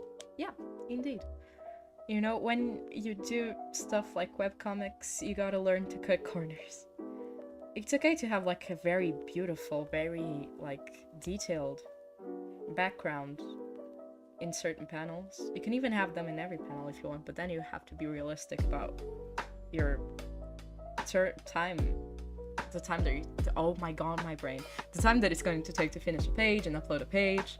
You have to keep in mind that a lot of people expect updates regularly. So you gotta cut some corners here and there. Which corners they are, that's up to you. But for me, it's the backgrounds. They get the axe.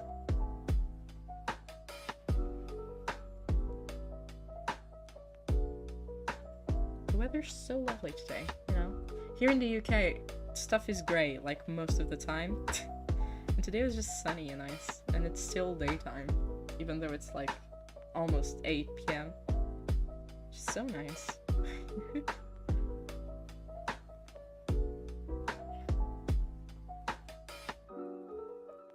Man. But yeah. Also, fun fact. If you want to... Fun fact. Not a fun fact, more of a tip. If you want to do a webcomic and you're worried about doing enough updates on time, buffer isn't always a good option, I feel like. It's good to have a good buffer. Right now I have a long buffer, which I never do, so... usually having 2-3 pages ahead of time is good. But buffers aren't really everything, because here's the thing, you gotta... How do I put this? Like, audience input is so important to your development. I cannot, like, even express how important it is for you to start posting and see people's reactions and comments and all of that. Not only is it motivating, but it will help you, like, with the actual production. Did you know Philip, he was supposed to be a one-off character. He was supposed to, like, come once, never come back. And then someone said in my comments, what if Philip isn't trying to sabotage her, but he's trying to help her instead? And I loved it so much, it is part of the plot now. I was like, that is so much more interesting than what I had planned. So much more interesting. You're in Philly is rainy. Oh, so you're American as well. I think it's just like, no. Philly is like, wait. Philly is like, where? Like, the Philippines? Or Philadelphia? Because those are two very different places. I'm gonna assume it's Philadelphia. Yeah, here it's been pretty gray lately, so I'm glad we got some sun. I feel so, like, light deprived. Back in my country, like, it's warm most of the time, and Venezuela as well. It's just always hot, and then I come here and it's freezing cold and dark, and I want to cry. Let's just say there were a few culture shocks, and the weather was definitely one of them. It is very cold in the UK. Don't let them fool you. It is always cold. And you're gonna have to wear 5 layers every single time walking out of the house. Well, I do, because I'm cold-blooded. Thankfully, everything is heated.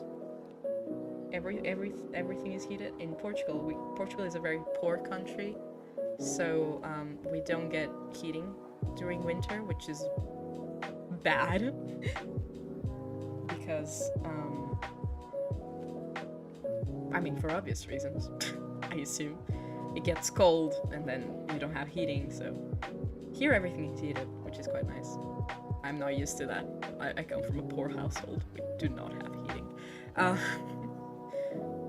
But yeah, and I don't pay bills because I'm in student accommodation, so I get to have my heating on 24/7. It's great. Philadelphia, I love the cold. I never get cold. I cannot relate. My Latin American blood is no. I am only half Venezuelan, to be fair, but still, I feel like it's programmed in my DNA that cold bad. I don't deal well with it. I don't cope well. Even here when like summer came last year in the UK, it was like 27 degrees. Most people here were boiling alive because English people, British people, they're not used to that sort of heat. And I was like, oh my god, what a nice spring day. It is finally bearable for me to walk outside. It is, oh man. Also doesn't help that I prefer summer fashion overall, which I never get to wear because it's cold.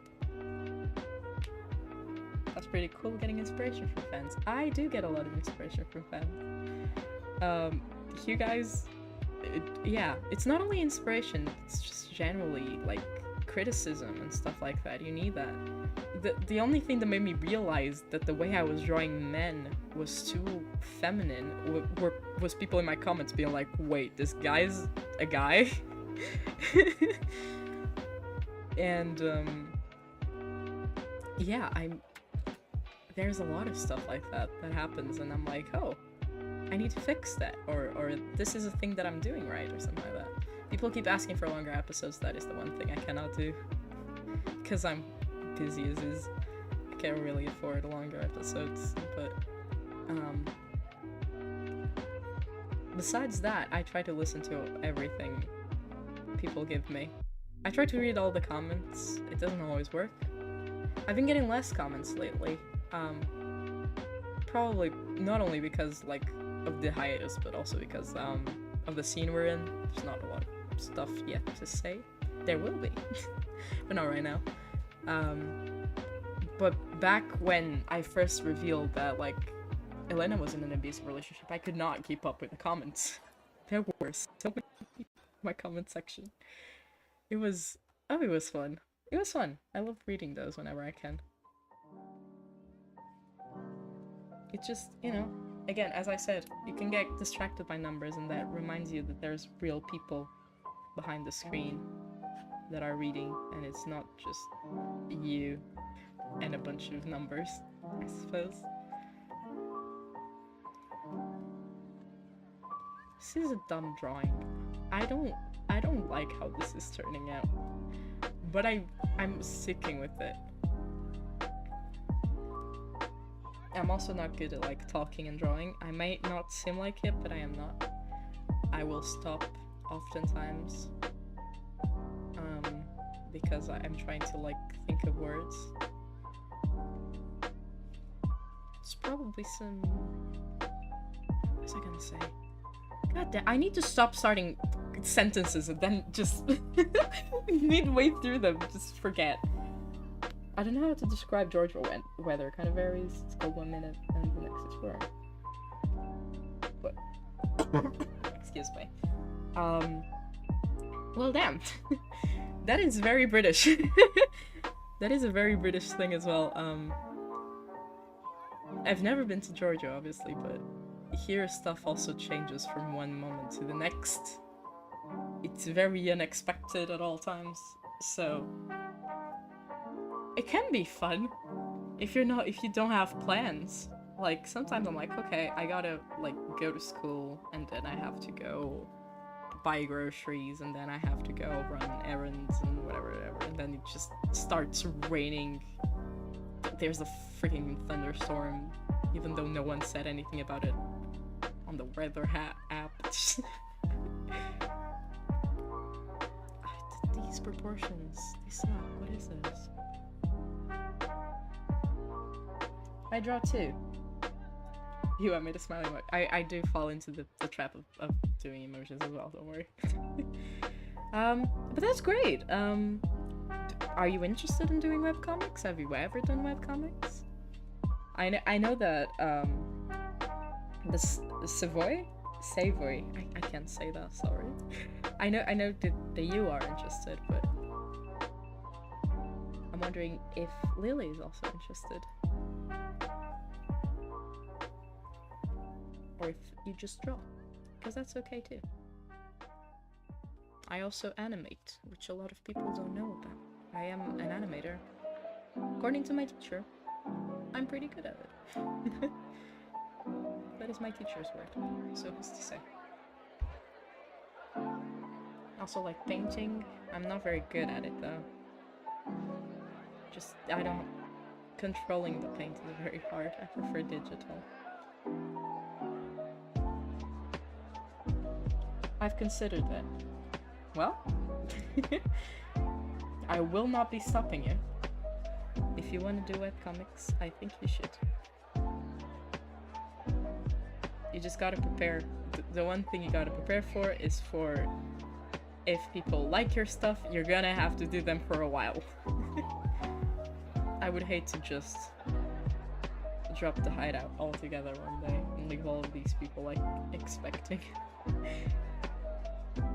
I'm not like, it's not like I'm a big creator or anything of the sort. I feel like people would move on pretty quickly to the next thing. But while there's people interested, I don't want to disappoint them, you know what I mean?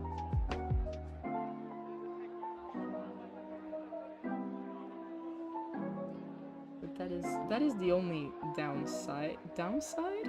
Question mark? Can you even call it a downside? I don't think it is a downside. Also, you will go insane.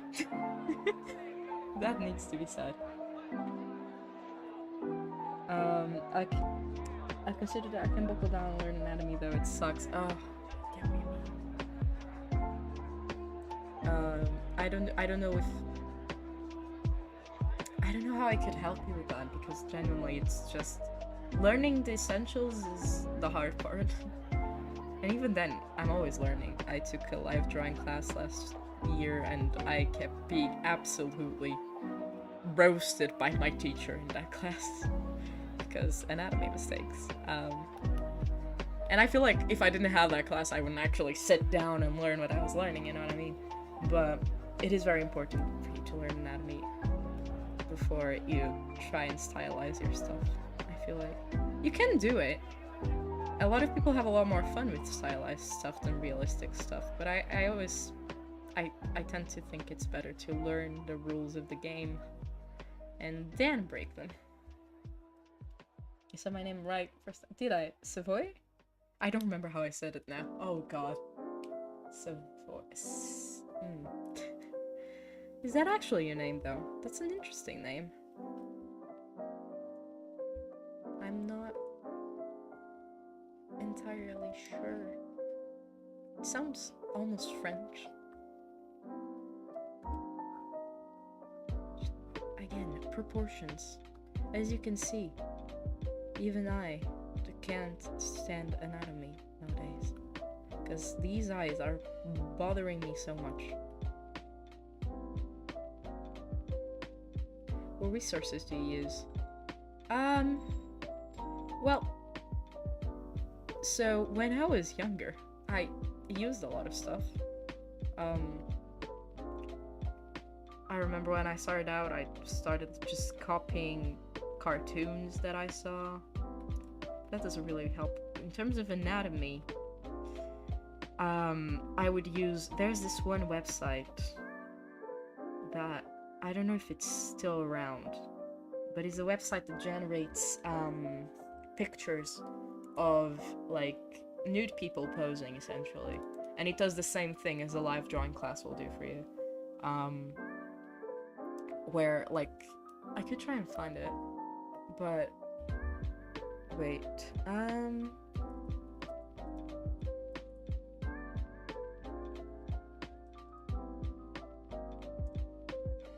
don't remember what the website is.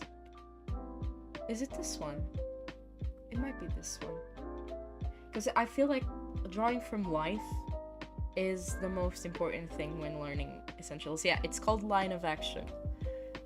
It lets you choose if you want nude models, models that are covered, if you want female, male, teen, adult, baby, child. It lets you know everything. Like, it lets you, like, choose from these options, and then you can pick whatever you want to learn. And it will, like, generate pictures of what you've chosen, and you set a time frame and then draw them. I recommend when you're starting out to not spend a lot of time in one single picture. Just keep drawing, keep drawing, keep drawing, keep drawing. It really helps.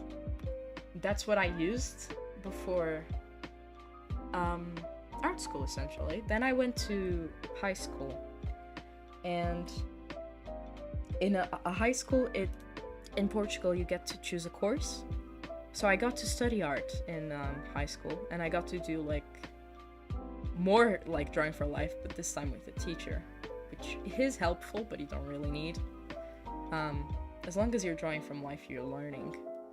You can even like just draw stuff around you, draw people that you see on the street. We did that a lot in school. We would just go outside and like draw people, pretty much. And in uni, same thing. Oh, I actually got to do a live drawing class, which is what line of action does, but with an actual person. It was insane. We had this guy named Tim. He would stay still for hours. This man, oh my god, it was insane. And then it was very sweet. He was a very sweet person. He was like this old dude. It was very fun to draw out all of his wrinkles and his big nose, and like the way that he postured during poses. It was a very fun model to draw, and then he would go around and look at the drawings and be like, oh, that's really cool. It was generally so nice. I missed that class.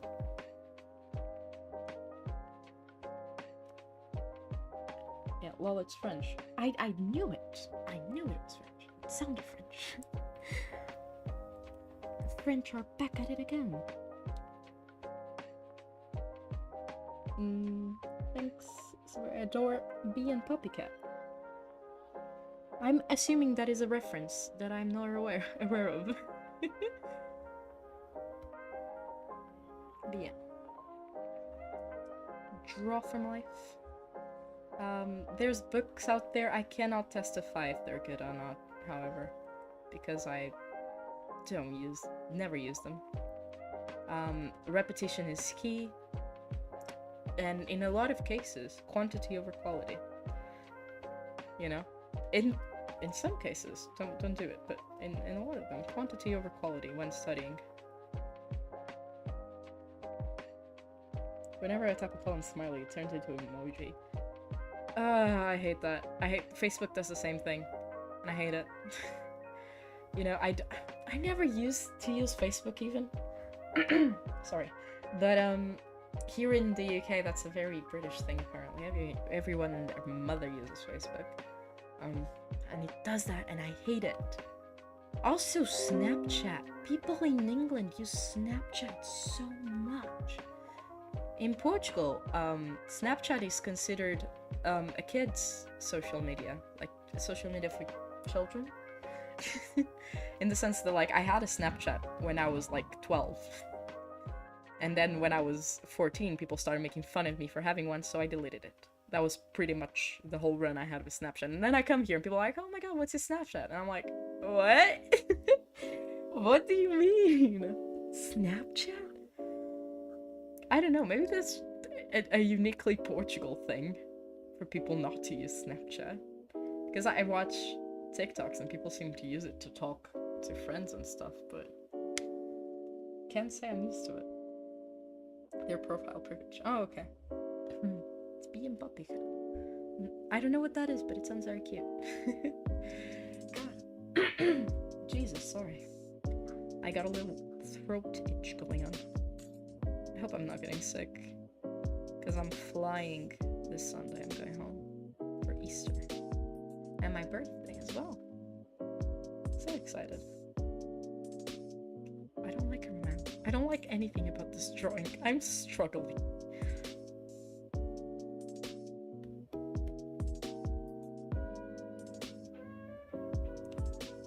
I need to search for that. What is that? What is Bee and Pussycat?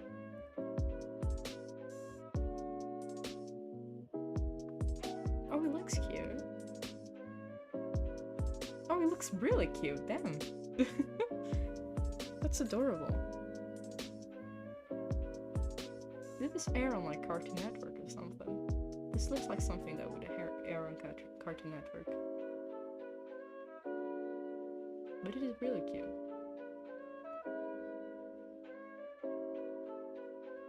Is this this Sunday? No.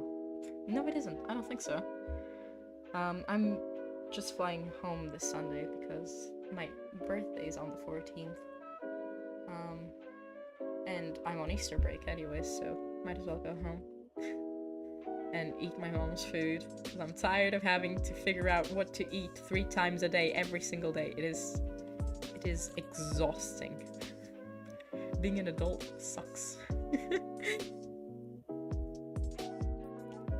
Trunk is adorable. Thank you. I politely disagree. Yumba Because is a TV show. I think you can still watch it on YouTube. Oh. It's amazing. If you can watch it on YouTube, that would be cool. I might give it a go. I'm always looking for new stuff to watch anyways. Shoot, the Christian side of my family is going to kill me. I'm not even gonna get into that. Because my dad's side of the family is hardcore Christian. And I am not. Plus, I am also a lesbian. That doesn't sit well with a lot of my family members. A lot of them do not know, as a matter of fact. So every single Easter I just have to do all of these traditions. And just bear with it. It's painful, to say the least. I don't know how it is in America, but in Portugal we have people come to our house, like pastors, people from the church. They go house in house to the houses that want to receive them, and they sing some hymns, and then sprinkle some like holy water. They're like blessing the house and the family in a way, and then we have to kiss Jesus, like a little statue of Jesus. That is the worst part. I hope they don't do it now, because this was before COVID. Kissing the same statue of Jesus would be very unsanitary. It already was before. I don't know why they thought it was a good idea to have everyone in the town just like kiss the same statue of Jesus.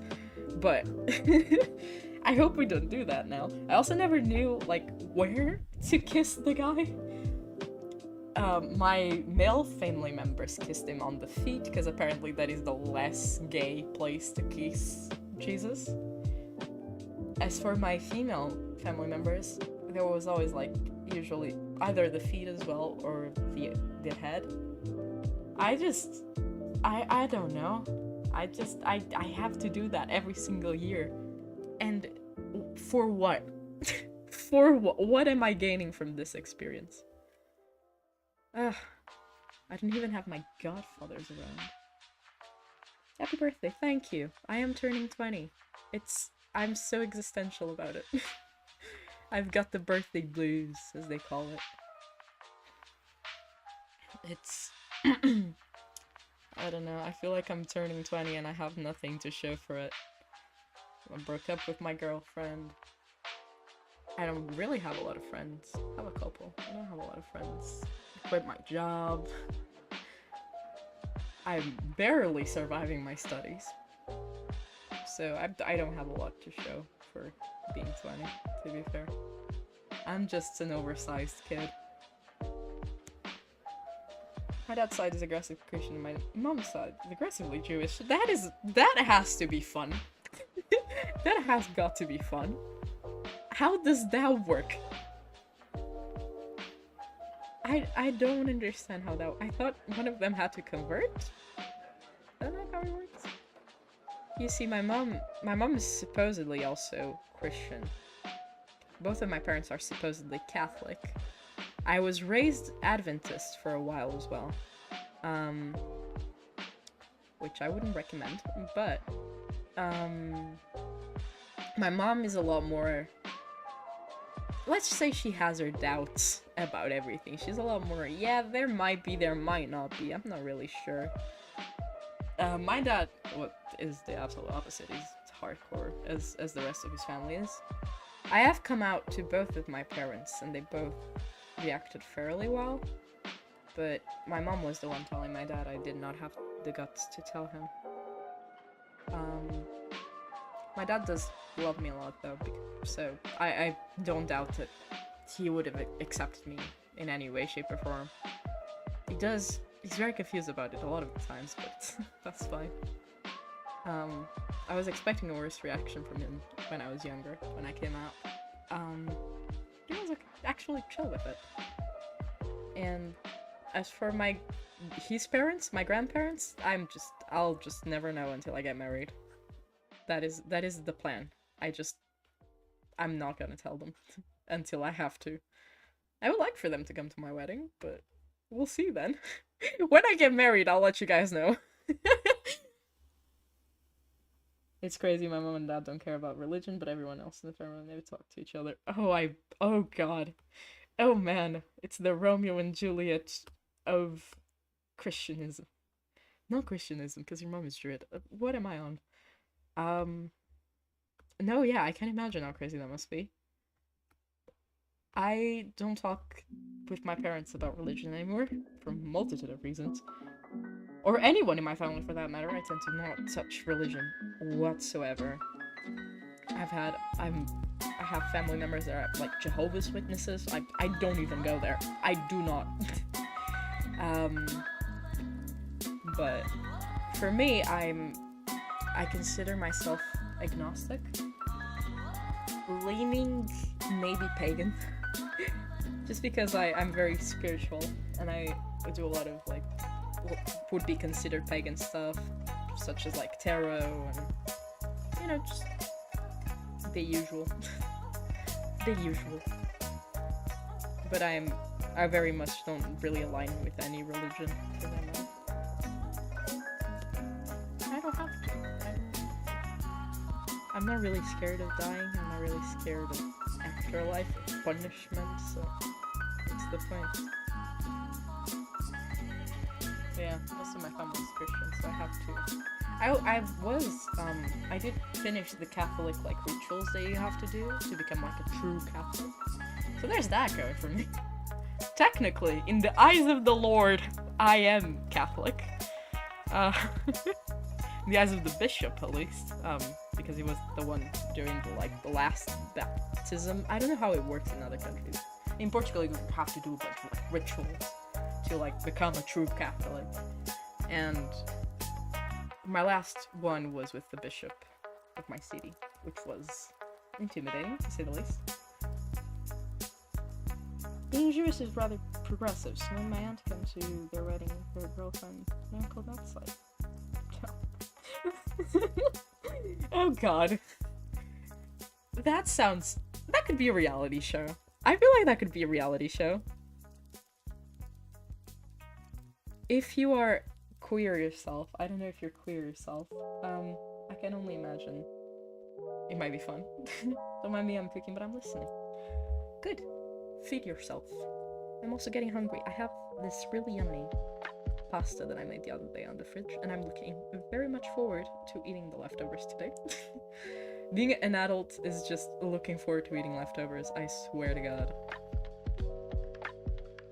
It's been my entire experience. I just get so happy over leftovers. That's not how collarbones work, come on now.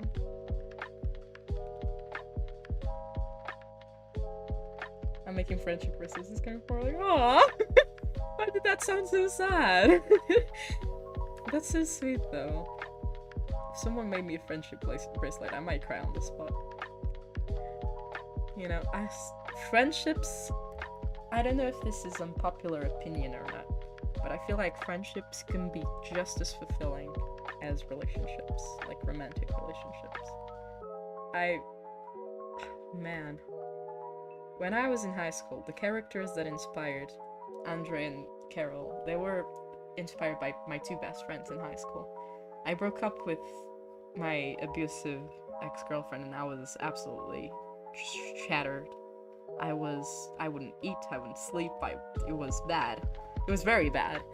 And my two best friends, the day school started, because I got broken up with during summer break, the day school started, they bought me pancakes, and one of them brought her pet duck to school, although that was not allowed. She knew, like, I love birds, and she knew I loved birds, so she was just like, yeah, you're gonna meet your niece, her pet duck. And it was so lovely, and I just spent the entire day playing around with the duck. She was a baby at the time, a little like yellow duck, you know? And just talking with my friends and venting, and it was eating the pancakes they had bought me, and it was, like, having friendships like that is so important. A lot of people place so much weight on finding a significant other when you could have, like, just as fulfilling of a bond with someone platonically, I feel like. I am queer. I have to be very careful around my family. I am sorry to hear that. Distant relatives are terrifying. They are, very much so. I totally agree with you on that. A lot of my family still doesn't know. The only ones that know is, like, my fam, like, straight up my mom, dad, sister, and then maybe, like, an aunt or two. That is it. That is as far as it goes. I have not come out to anyone properly besides my mom and dad, so there's that. But some people, you know, they kind of put two and two together. I'm making it as a good luck charm for myself. Aww, that's so sweet. I love that. What are you making it out of, if I may ask? I understand that I have BFF. Oh, that was I was a bit confused by that, but fair enough. Man, I miss my best friend.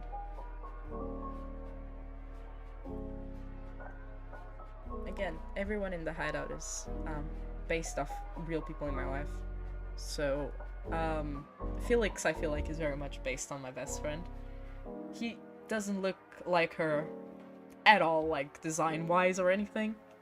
But the way they act, the way they talk, their bond is very similar to the one I have with my best friend. And yeah. We'll see more of him in the future. Hehehe. Exciting. God. Yeah, as for the new webtoon, I'm not sure about characters in my new webtoon. I'm very bad at character design. Not in the sense that, like, I can't do it, more in the sense of, like, I'm bad at deciding what I want to do. Why are they so high up? Did I move them? I'm lacking sleep. I am so sorry. But yeah, I'm bad at deciding stuff. So, designing new characters for new webtoon has been an absolute nightmare. It's just been a task with no end. And then again, it's not only the design that matters, like the storyline. I don't know what I'm doing. I've forgotten how to make a webtoon. I've forgotten everything.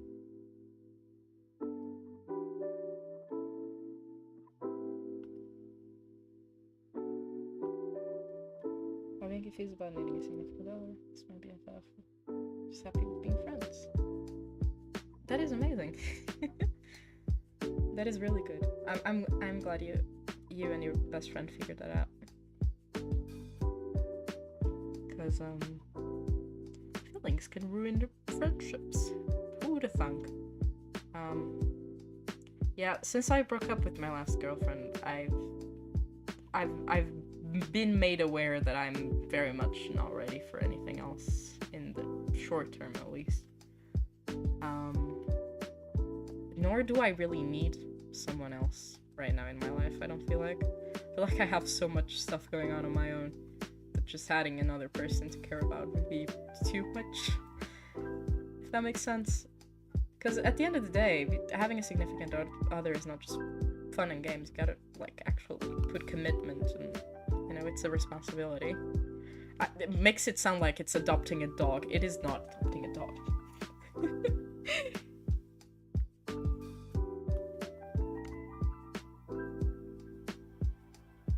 Whatever others saying for a day, just being platonic mates. That is great. That's great. I'm glad that you figured that out. I definitely love my best friend. My best friend is my favorite person in the entire world. But in the platonic way, you know? I see her as a sister, so. But she is my favorite person, and I don't think your favorite person necessarily, like, you know, if I got into a relationship, then probably that person would need to be my favorite person, but until then.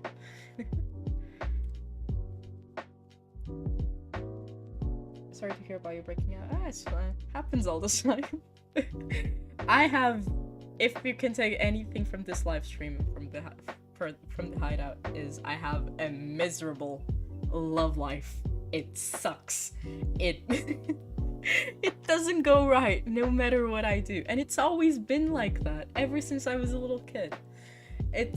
I've been cursed. I don't know why, but I'm absolute hopeless romantic that apparently cannot keep a relationship. They have failed for, like, different reasons, obviously. I've had abusive partners, I've had partners cheat on me, I've had perfectly fine partners that we just really were not on the same page, you know, I've had the whole 9 yards. But, you know, it just never works. When I was little, the other day I was reading my diary from elementary school, and when I was like 12, I dated a guy. It was the only guy I ever dated. We lasted 1 month, and I didn't know I was gay then, so I just thought I didn't like him, instead of, like, just not liking guys in general. So, like, here's the thing, I was like, okay, I don't want to date this guy anymore. What are we going to do? And I just straight up started ignoring him, because my little pea brain didn't know what else to do. Oh, man. He was a compulsive liar as well. It was a great start, if you ask me. My last relationship was probably the best one I've been in, by far. She was a lovely person, I have nothing against her. She's just not in the same page, and that is okay. I feel like it's okay for you to think you want something and then realize you don't. I've never had a romantic relationship. That's okay. You don't need a rush. You honestly don't. I was very happy to have, like, a coming, you know, like those sort of, like, teen romances. When I was 16, I had one of those coming out film type of romances with my first girlfriend. And for a while I was like, oh my god, I am so lucky to be able to experience this. But at the same time, that was, like, probably the worst heartbreak of my fucking life. So, you know, you really don't have to rush it. It is fun. It is not always fun. Most of the times for me it isn't. But that's just me. I'm just unlucky. I'm cool with that. You should be. You should be. There is no rush. And people should be more accepting of that. People, like, especially my family members, like, so pressuring, like, oh, do you have a boyfriend yet? Oh my god, we want to meet your boyfriend. Me. They don't know. They have no idea. I even had my past girlfriend, she moved in with me for a couple of weeks, and it was disastrous. It was disastrous with my family members.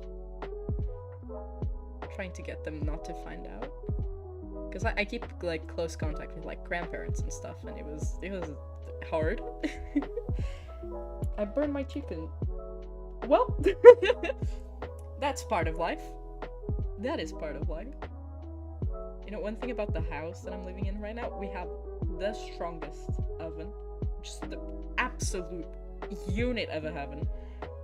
Is that how you say it? Probably. Anyway.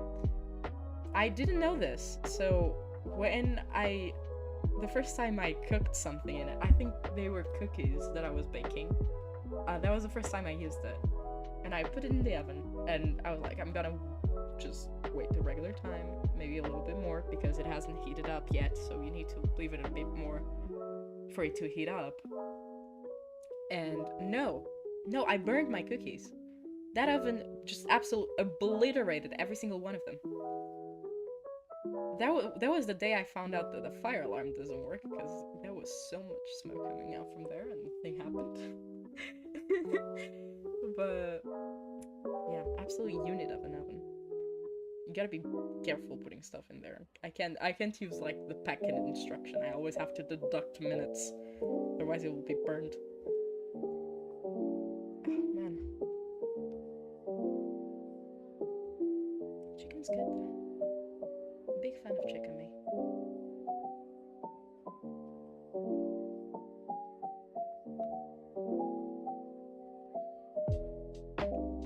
It's easy. Honestly, though, cow meat, beef. Cow meat is beef. I'm losing vocabulary as we go on. But beef is faster to cook, in my opinion. So I usually go for that.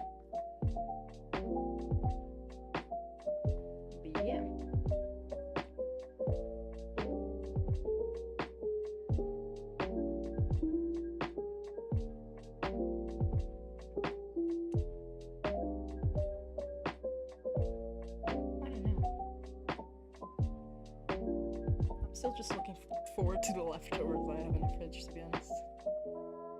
And cooking is fun. I have an okay time with cooking, but the thing with it is that I have to wash stuff afterwards. Not only that, but I also how do you say it? I have a freaking hell my vocabulary. I have to figure out what to do. That is so hard. I can't manage like the ingredients I have in my fridge with like my meals and all that. Hello! Hi, I see a Dream SMP reference in the chat. Man. Feels like it'll need to preheat your oven. No, really, no. No, really, I've started to ignore it. I don't go by instructions. I just let stuff happen. Ruin the bracelet. No! What did you do? Why did you ruin it? What happened?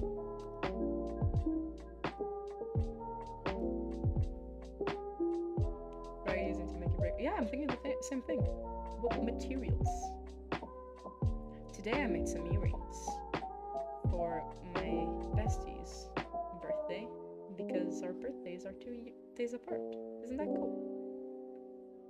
So I made her some earrings. I think she's gonna love them. They're very cute.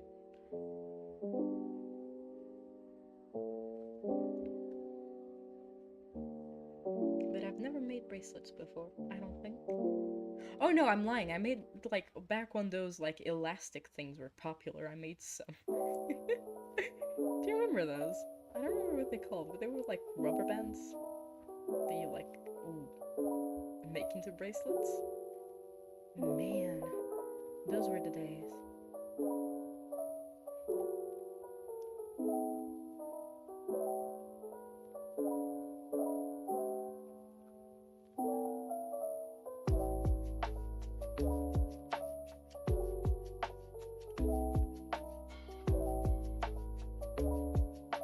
String. Fair enough. I feel like that would be the go-to material for bracelet.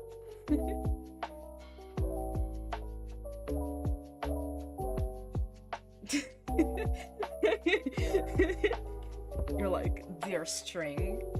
Duh. What do you think they're made out of?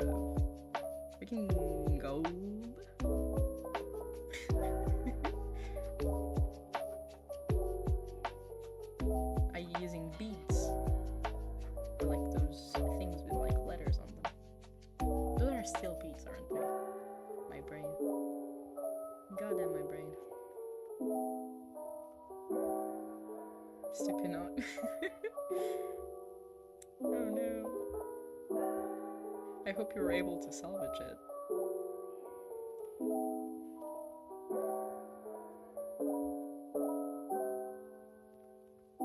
Couldn't do it. Oh no!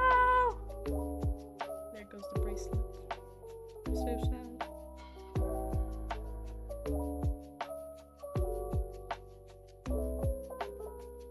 Collect them. Ooh, funky. We got a collector in our hands. Never collected beads. I have collected other stuff though. What is with the human brain and wanting to collect stuff? Why is that like a common human experience? Why do humans collect stuff? What is that about? Just food for thought.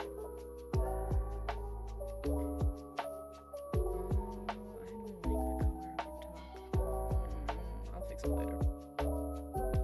I'll fix it later.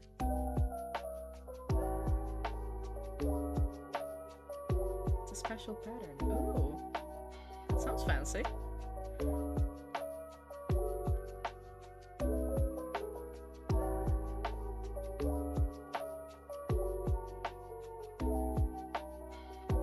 I do not know anything about bracelets, but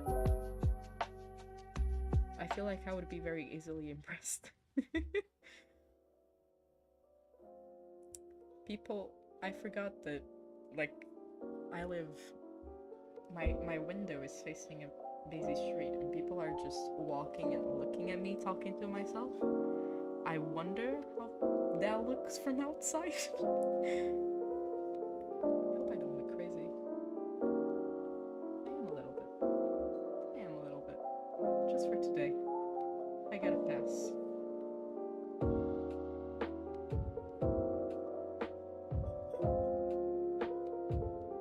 It looks easy, but it's so hard. I bet it is.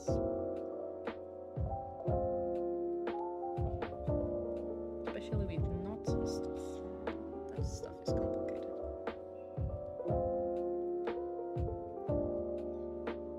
That's okay. I'm okay with that.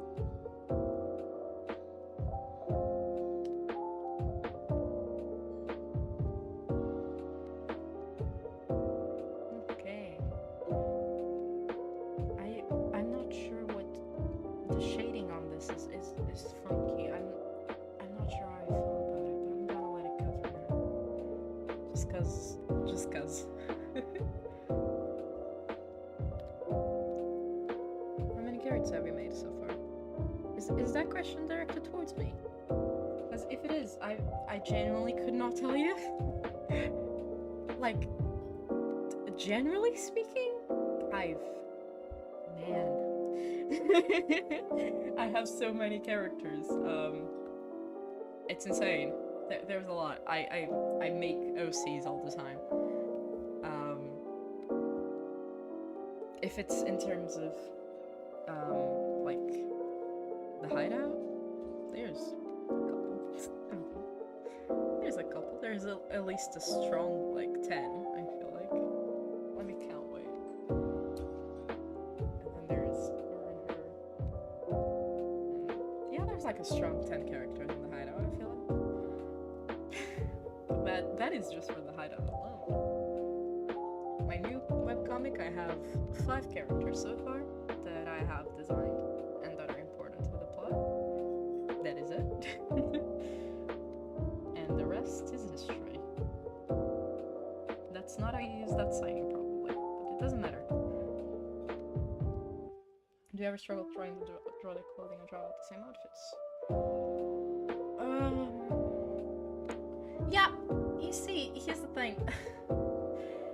My outfits are very basic, I feel like. And I do, with the hideout at least, they're wearing different outfits all the time. I just slap on a top and some trousers. If I'm out of inspiration, I'll usually just... Oh, did it? Wait. I'll put it lower. There we go. Is that better? I don't know if that's better. I can really hear it, but... I hope I'm being appeared? Heard. Am I good? Hello? I did lower the volume. Hopefully that helps. With outfits, yeah, very simple. Usually if I run out of inspiration, I just look at what I'm wearing. Boom. That it works like a charm every single time. I do struggle sometimes understanding how certain clothes fit certain people or certain parts of the body. But that is, as long as you're able to draw them naked, you'll have a pretty good understanding of how to draw them clothed anyway. It is hard to, I don't do a lot of like cool t-shirt designs or anything because that's just gonna be a hassle when redrawing them over and over and over, because when you're doing a webcomic, that's what you're doing. You're drawing that same character over and over and over. Do you know how tired I am of drawing Elena's scarf from this like latest scene? It's painful. I don't like doing it, and I regret doing it, but now I've done it and I have to go through with it. Just over and over. I like going crazy with my outfits. Yeah, I do too, but more in single illustrations. I could go for a very like difficult or like complicated outfit in an illustration, but not in a webcomic. I don't feel like that's viable. I have to go. I love this. You should live stream again sometime. Thank you so much for coming by. It was very nice hanging out with you. I'm glad you were able to stop by. I will definitely live stream again soon. This is the second one I've done, and it's very fun. I enjoy doing it. It's very chill, and we get to just have a little talk. So yeah, hope to see you again soon, and have a good one. I'm also going to leave soon, I believe, because I'm getting the munchies. I am getting hungry, and I want to go have dinner, and I desperately need sleep. I have not slept since, well, I'm at almost 24 hours. I'm at almost 24 hours. Let's see if I can meet that. Oh, I'm destroying my body for this goddamn degree. Who's this? Oh, God. You know, at the end of uni, I don't know, it's either I'm finishing the degree or the degree is finishing me. It's gonna be one or the other.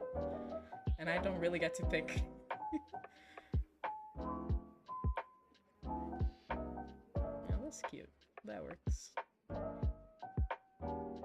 I'm not even rendering this properly. I'm just going with whatever works right now. Yeah, I'm so glad people were able to stop by. Because I like chatting with you guys. It's very interesting.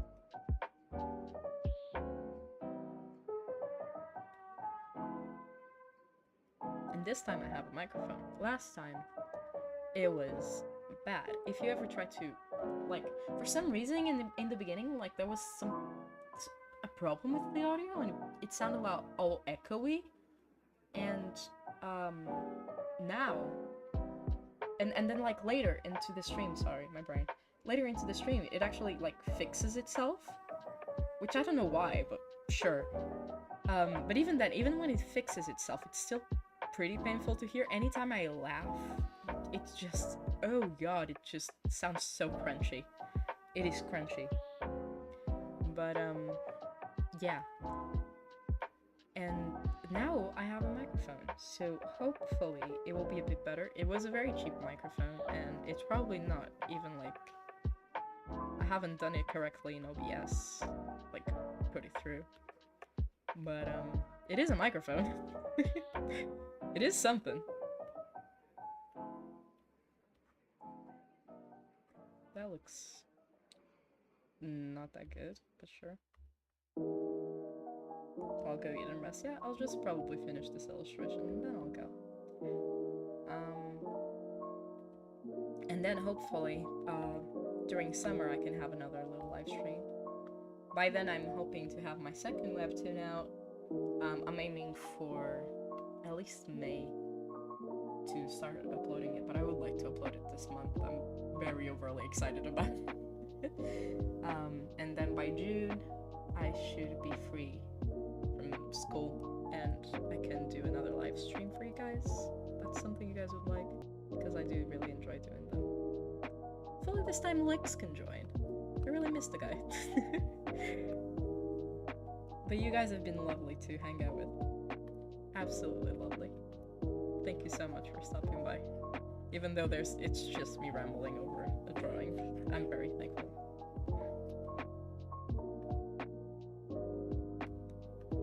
Yeah, that's okay. I'm okay with that.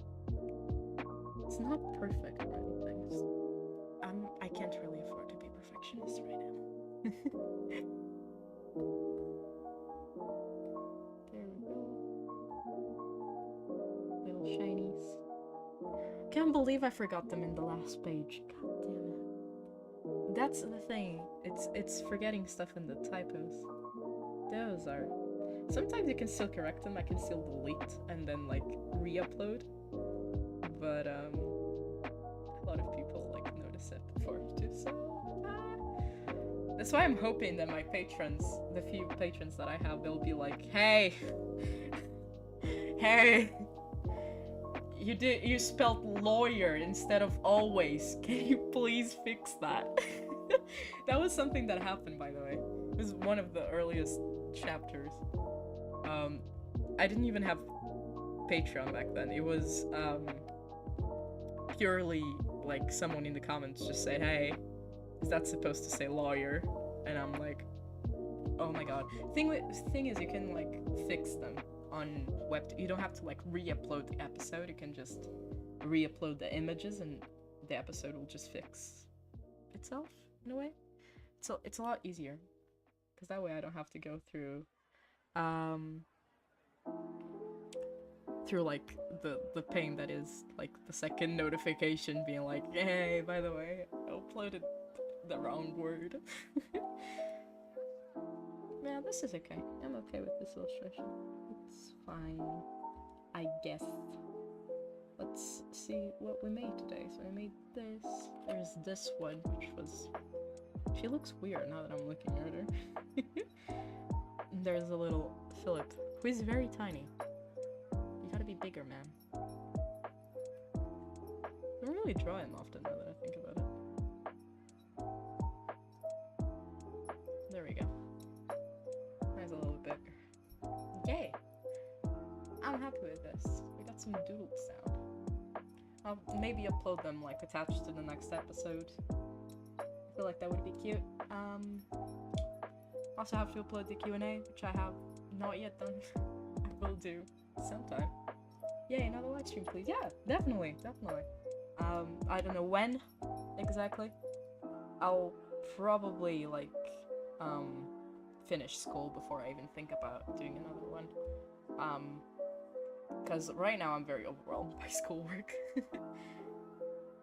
But after that's done, I'm definitely gonna schedule my time around and make and do another live stream to chat with you guys. And yeah, thank you so much for coming. I hope you enjoyed this little time we had, our little chit chat. I really appreciate you for stopping by. And second mystery person, I don't know if there's a second person here, but still, I appreciate you guys for stopping by. And I'll hopefully see you guys soon. Thank you for reading, thank you for watching, and have a good one.